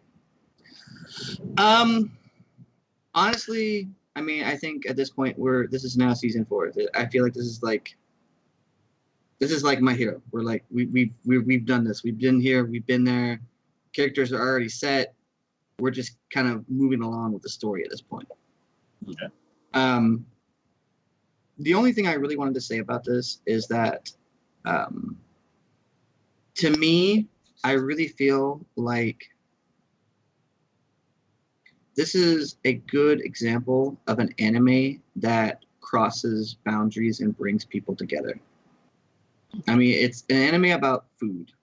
And I say this because recently I came across a YouTube channel that actually is a chef who watches anime, and he talks about it. And the fact that he can watch this anime and actually comment about what type of food they're preparing, the way they prepare it, what they do with it. And one of the comments that he had on one episode is that this show and the community that he has grown because of it has actually reinvigorated his love and passion for food. And he has actually recreated some of the dishes that he has seen on the show. Okay.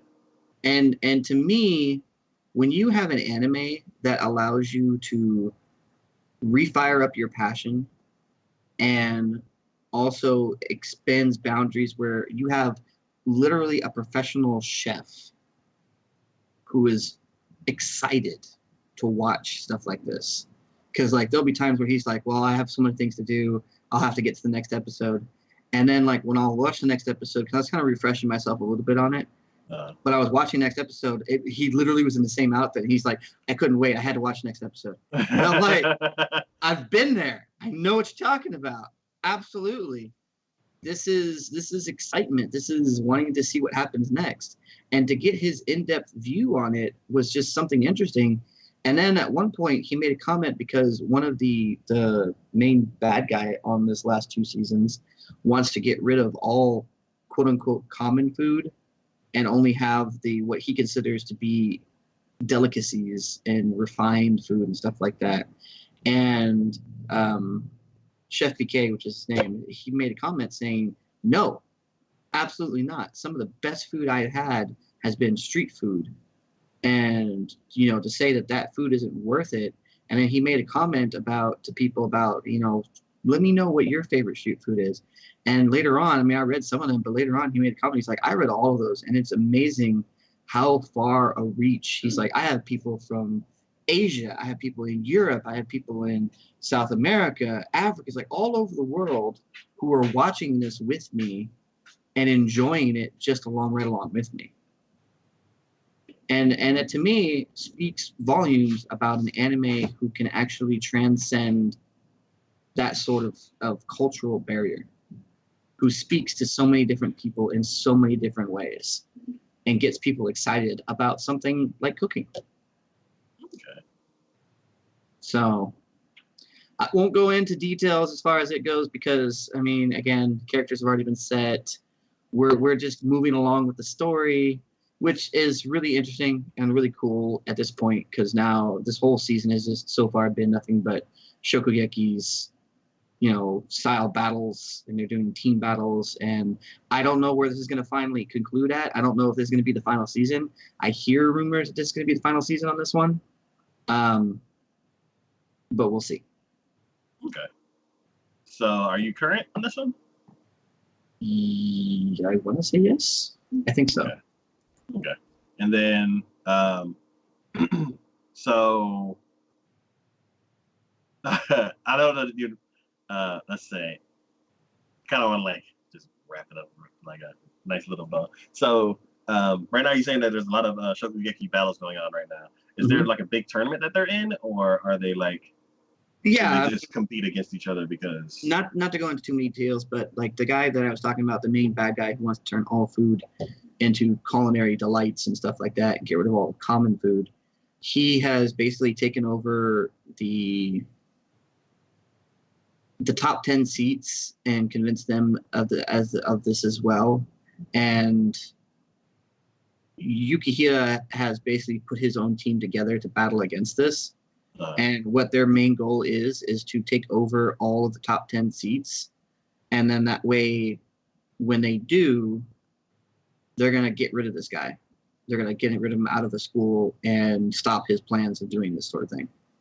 Okay. So as far as getting rid of common food, is that law across the land or common food in the tournament, or like how far? They're going to start, basically it's going to start in Japan, and then his goal is to continue, because all the top chefs, he's saying, come from that school. All the top chefs all over the world come to that school to get trained. And if you're not a top chef, then, you know, and slowly just phasing out any sort of unrefined food, basically. Okay, so let's say he does win. Does that mean that you can't just make food at home like you normally do, or like? Well, no, you can make food at home, but it's like all restaurants now will only be the highly refined quality food. Okay. That's what he's saying. Okay. I can't remember. Did you have a favorite character that's carrying on? Was it the main guy? I mean, he's definitely the underdog, and I think I appreciate him. The other characters are good too in their own way. Her name Megumi. Megumi is like the other, I think the other character that's always around, Yukihira. She's such a worrywart and thinks very little of her food and how she cooks, but she does such an amazing job in her own right. Like every cook in here has their own specialty in what they do, and she doesn't quite see the fact that she's kind of the home cook. She's kind of the one who cooks to her customers and really expresses the way she does things because of that. And she cares deeply about how she does things. Like she had a shokugeki at one point where she was in and she made the food, but she put allspice in it. And they asked her why she put allspice in it. And she said because the judges had been the senior teachers and staff and whatever for the school. And she knew that throughout the entire day, they had been eating and tasting a lot of different foods, and allspice helps with digestion. Oh, nice. So that's the reason why she used it, is because she cared about their well-being for that as well. So that's how her cooking is. And, and then you have another cook who's more of a medicinal cook. You have another one who focuses more about seafood and the quality of that. Another one who focuses all on spices and stuff like that. And, it's all of them are really cool. And I think they at this point, it's hard to pick one just because they've all developed in such a way that they all have such good qualities to them. But yeah, I mean, just because of my personal preferences and everything, I think Yukihira has always been the one I always look to because he's the underdog. He's the one who has a mom and pop restaurant and everyone looks down their nose at him. And even though he's lost to his dad 490 times, he still goes up and tries and does his best every single time. Okay. So it's, yeah. So, as we could probably guess, it probably doesn't need ketchup. Nope. It has enough spices and delicacies and regular food in it to even to just stand on its own. But I guess for this question, is there anything that you would add to it? No, honestly, I'm not sure you could add anything to it. To be honest, because it just anything more to it would just seem out of place. Okay. Yeah, it seems like the show is kind of like a love letter to food, and anybody else who appreciates food appreciates the show too. Mm-hmm. So it's cool.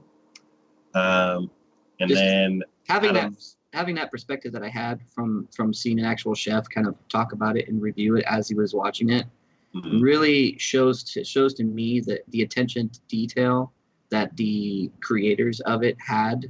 I mean, for all I know, they might have been chefs on their own. Because they were, a lot of the stuff that they did, even as fantastic and as amazing as some of the things that they did, they're like, that's real. That is literally something you can do. And, even some of the things he's like, I never would have thought about doing that, but I could do that. And he's like, and I bet you it would taste amazing. And that's a lot of times that's one of the reasons why he would cook some of those things and showcase it. And he goes, oh no, this is amazing. He's like, I never would have thought of doing it, but yeah.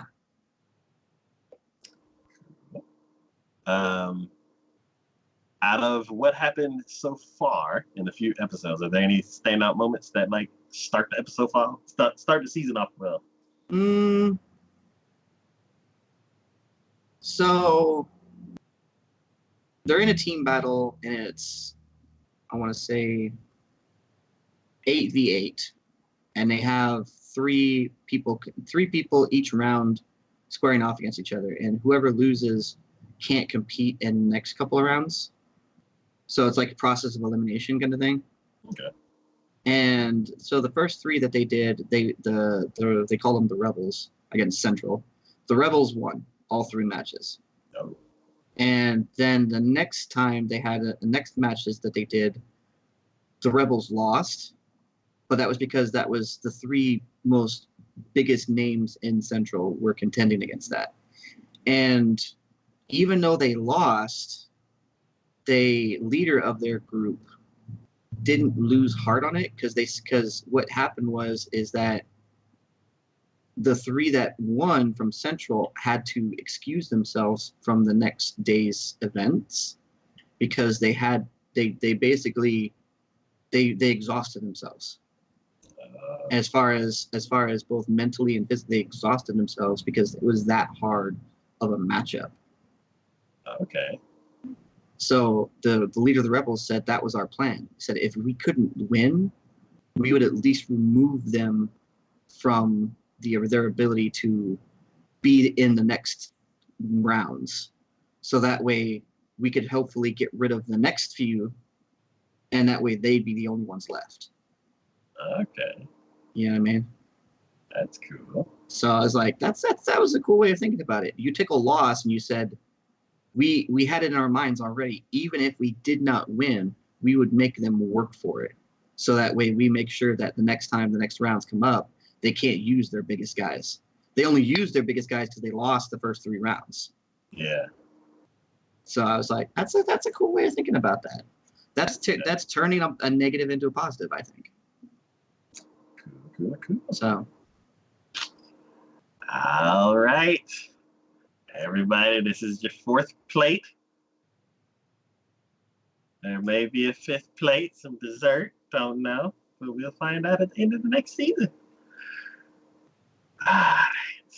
The next show we're going to be talking about is Sword Art Online Alicization. I take it you haven't watched any of this. So I had stopped watching the first Alicization before the War of the Underworld, and I caught back up on it. And as I was watching it, I thought to myself, I'm like, why did I stop watching this? This is amazing. Like every episode I was watching, I was like, oh my god, this is great. Oh, this is great. Oh, this is amazing. This is great. And then I got to the new season, and I realized, I was like, that's why I stopped watching it. It's not because it's bad. It's far from it. It's an amazing show. It's because they keep leaving it on a freaking cliffhanger. I remember you saying that. And I went, crap. Because now I've caught back up on it, and I'm current, and I'm like waiting for the next episode to come out.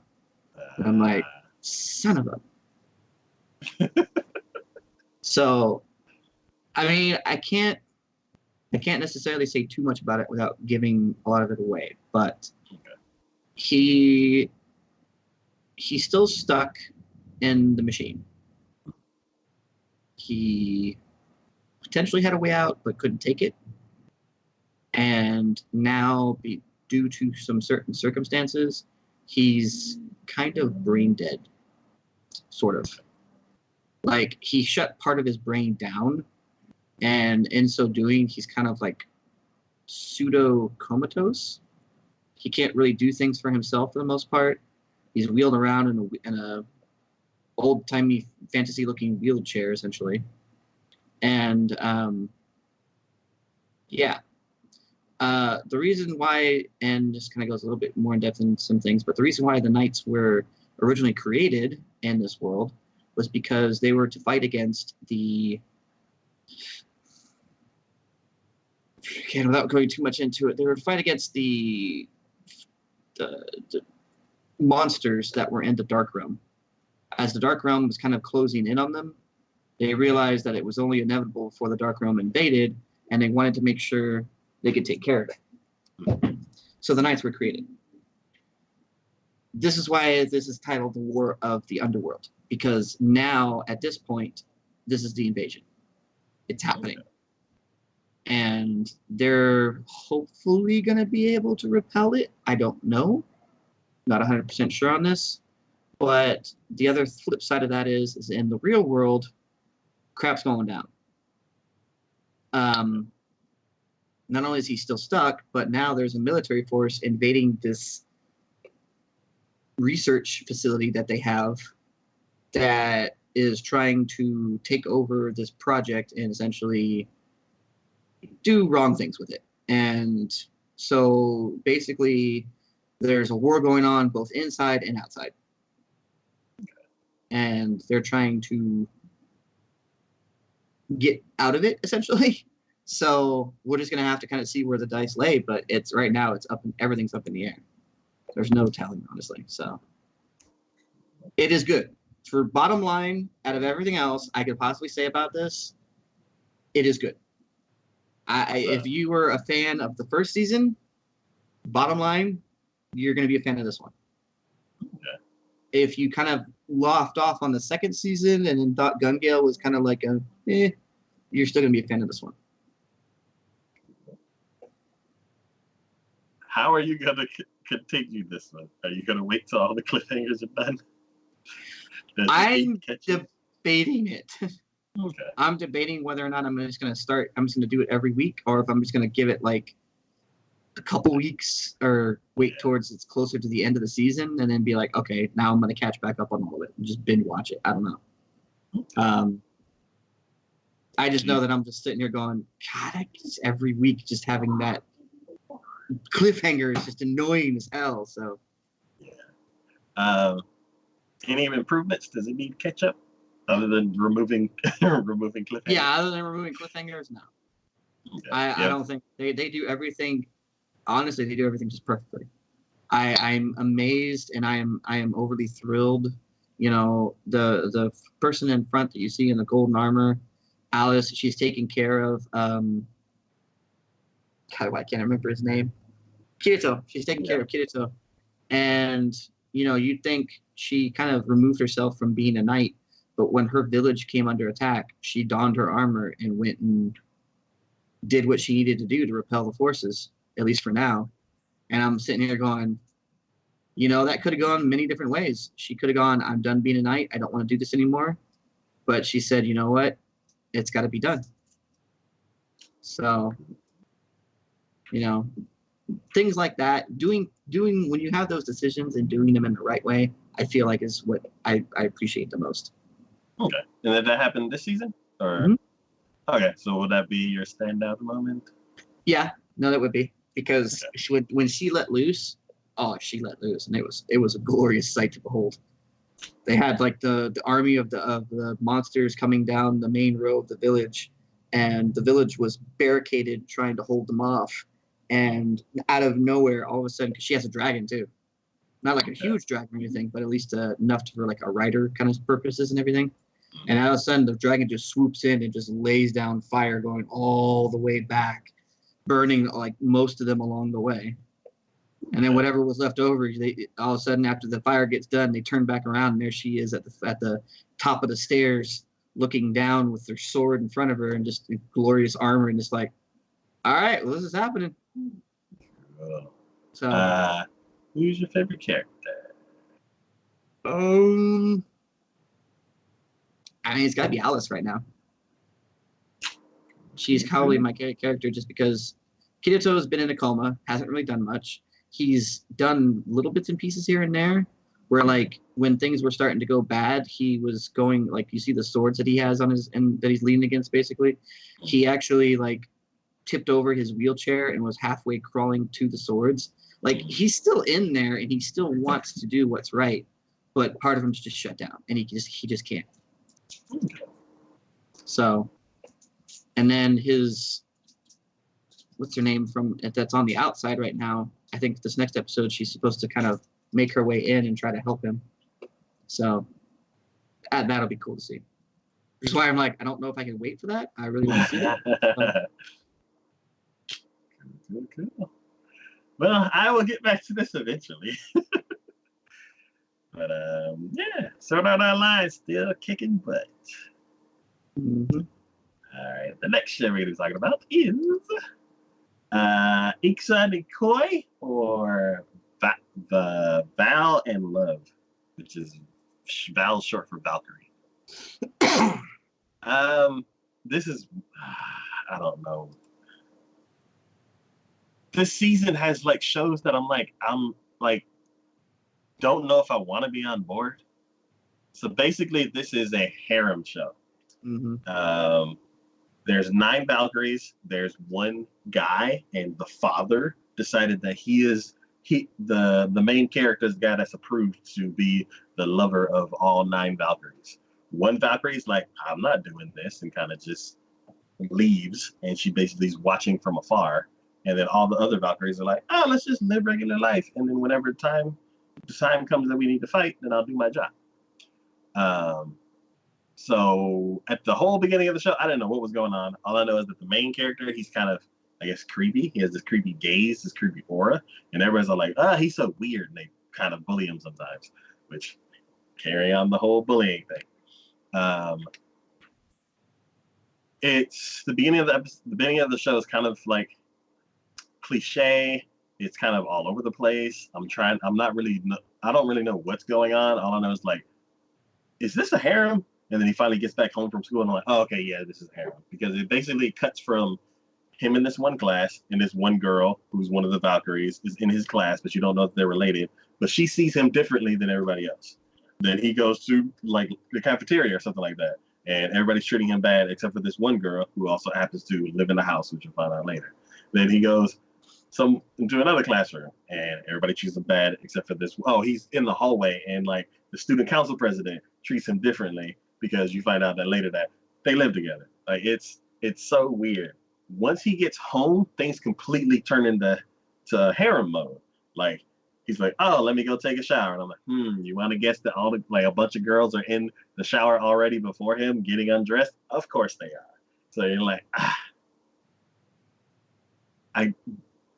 what's different about the show to keep my attention? Not really much. He goes to, after he runs away from that, he ends up going into his room or he goes to help some of the girls study, which is another situation where things that happen in a harem can happen, and they do. But then the eldest Valkyrie, who's kind of like the mother type, who I thought was their mom, says, hey, I need you to go to the store and get some stuff for dinner, and you must hold hands. And I'm like, what kind of weird criteria is that? So they go there holding hands, and before they get to the store, all of a sudden this monster shows up. This monster that a lot of characters at school have been talking about. People are getting hurt at night in the news, and they think it's the guy's fault because he's creepy. Mm-hmm. The actual monster shows up. It's the size of a building, which I'm like, how in the world is this his fault? How did no one else notice that? Yeah. So then what ends up happening, all this sudden, this giant cube shows up, and people are like, there's a monster. Poof. They're like, was there a monster just over there? Did anybody else see that? No? Okay. And they just go on about their lives. The giant cube is a barrier that protects everybody from seeing what's happening inside of it. It's like a battle barrier. Mm-hmm. And it's created by... Essentially, we're talking about like reboot. When the game would ever come down and the cube was there. Yes. And then it was just whatever happened in the cube, that's what happened. But no one else knew what was going on the outside. Yep. Yeah. Just like that. So I don't know who's control of the cube. I think either the eldest one is control of the cube, or the father that hasn't shown himself yet is in control of the cube, or the Valkyrie who's in the area like deploys it and then starts the battle. So the monster's like, brah, knocks people over, knocks things over. Everybody's on the ground. The Valkyrie, the one that was holding his hand, gets up, starts undressing, mounts the guy, kisses him, and then transforms into a Valkyrie, in which she kills the monster in 2.5 seconds, and then the episode's over. And I'm like, what the hell just happened? The fights suck because they're over in seconds. They spend more time on the right before the transformation sequence, the whole situation that happens, and the monsters don't seem like they're a threat because they get vanquished so quickly, and the Valkyries seem overpowered so much to where it's like, why do all 9 of these like ridiculously powerful warriors have to be attached to this guy in order to activate their powers? And why are all 9 of them here? I'm like, one of them can basically keep this area under control from what I've seen in the first episode, and they could protect 8 other parts of the world. I don't really know. But it's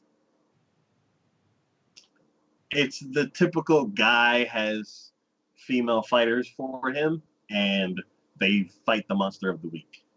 It's it's cliche. It's not anything out of the ordinary. It's not anything great. Um, if you want a little bit of ecchi with your fighting girl anime, then this is the show for you. Just wait till right before the fight and you get. How many episodes I watched? One. I don't. Do I like the story so far? There's nothing compelling about it yet. Mm-hmm. Do I like the characters so far? There's too many that don't do anything. Gotcha. So I would say the mom one, because she like, all right, y'all two, she's like directing people. And then the mysterious one who's like, I'm not living with y'all. I'm gonna be off on my own, doing my own thing. Those are the only two characters I'm interested in, and everybody else is one note. Will I continue to show the season? Absolutely not. The bottom show on my list. Even farther down than WrestleMania and the other world. And are there any standout moments? The little situation caught me off guard because I forgot what the synopsis was. And it just made me mad. Because I was like, oh, okay, well, after this, we're going to see some cool fighting. And she's like, million swords, fight's over. And I'm like, what the hell?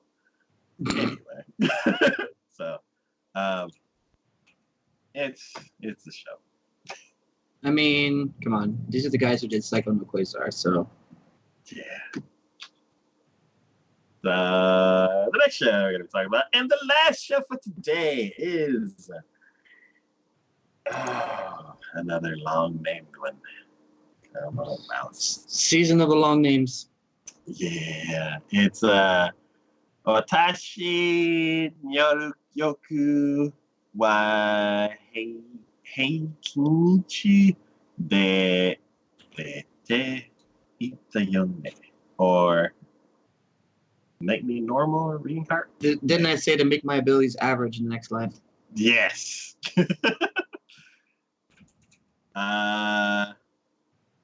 Okay. This show reminds me. I will say, I watched like the first 10 minutes of this. Okay. She annoyed the crap out of me. Everything's too easy for her. She seriously, no, not even that. Her personality annoys the crap out of me. So you don't think that everything's too easy to her to where she's spoiled, or do you think she's just annoying? I didn't even get to that point. I just got to the point where I'm just like sitting here going, "You're annoying as hell. Just stop." I stopped watching it because I was like, "No, no."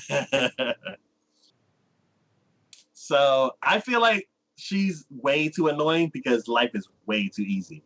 She's like, "You're getting reincarnated. Be grateful that you're getting another chance." And she's like, all right, so when you reincarnate me, please give me powers with like half the powers, and then give me a life, but like not a bad life, but like not a really good life. Like give me like in the middle, and then just give me a splash of magic. Like she's like just entitled. And she complains because things are too easy. So I do see why she would have an annoying personality. I've watched one episode, and I think that I can't think of how this show's different than all the other in the other world shows that I've watched. I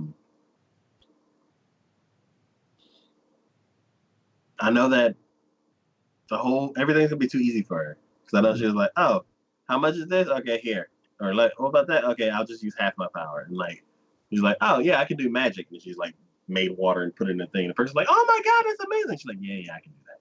Like it's I need to know why she's kind of like would you stop giving me everything in the world? Like, I want to be normal. Like, who gave her these powers? Why are you being annoying? Because what you're doing is you're creating a monster that's annoying everybody else.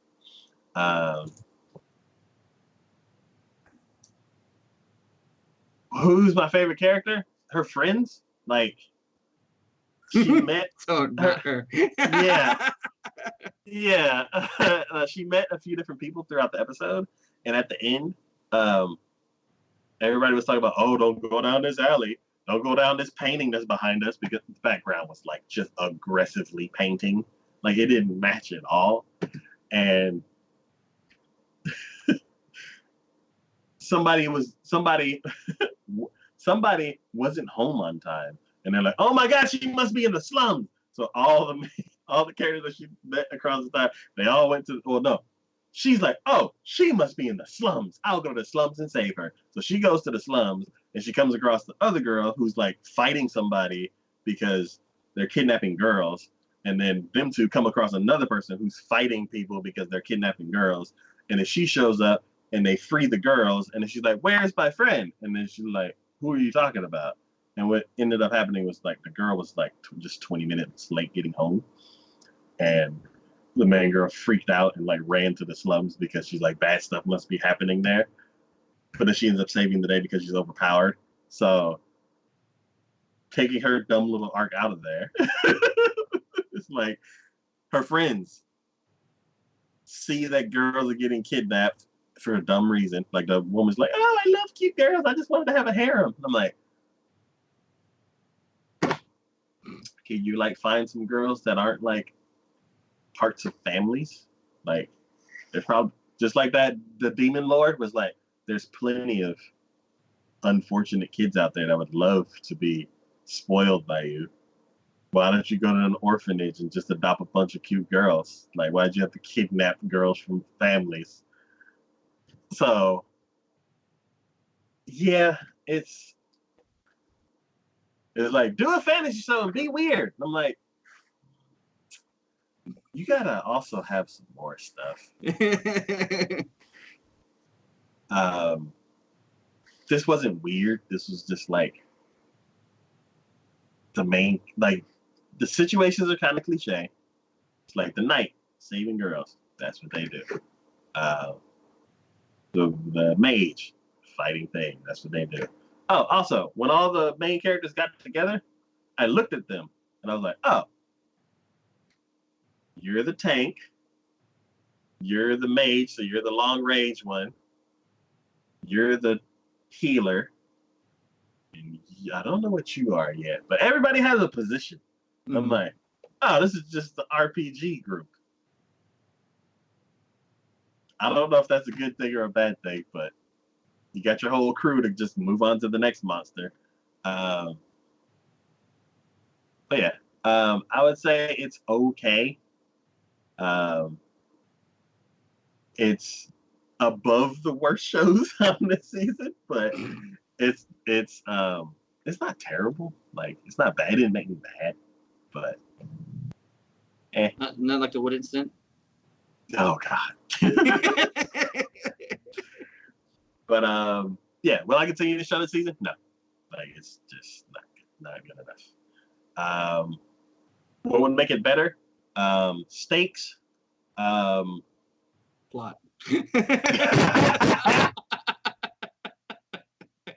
Plot would work too. And, I mean, we're just being fair about it. I mean, yeah.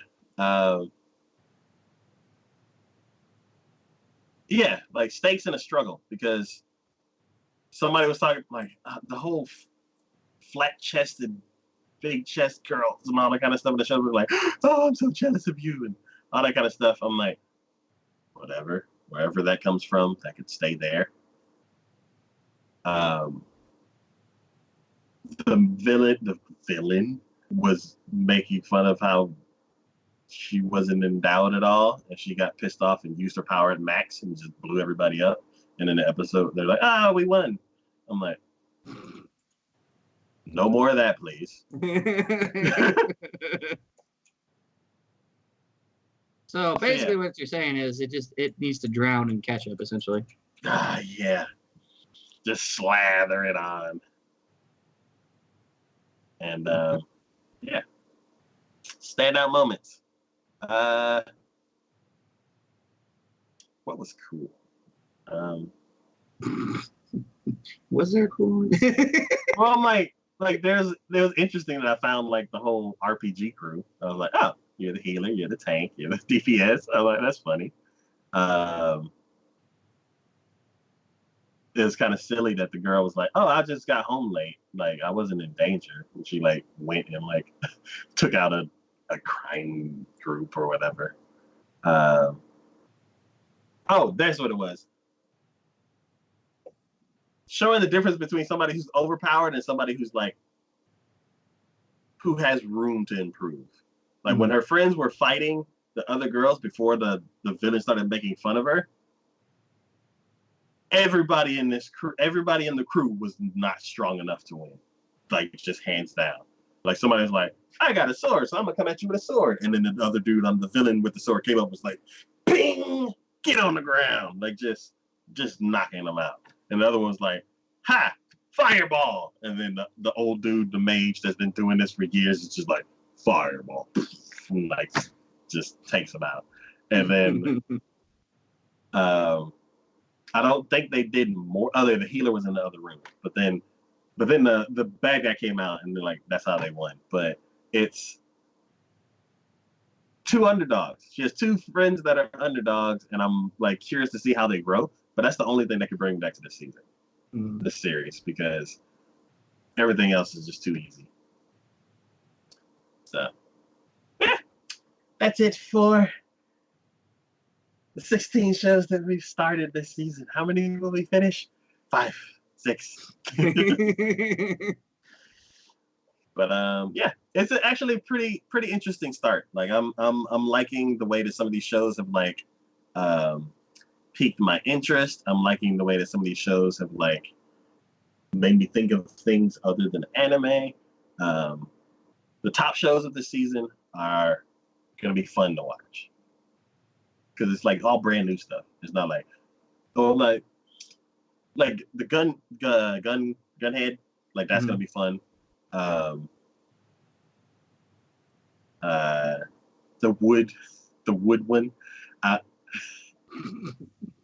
I'll get over it. But like just a serious fantasy, like it's not even. It's like slice of fantasy. It's like, what is it? A period piece? I don't really know what that show is because there's nothing like extraordinary. It's just like back in the past. So I don't really know what to like unless those books start doing magic. Like I don't really know what to call that show. And then basically, it's just a slice of life, honestly. Yeah, it is slow paced too, but it kept my interest. I don't know. So there's some interesting shows that I'm curious to explore a bit more. So yeah, that's it for today's stream. We will be back on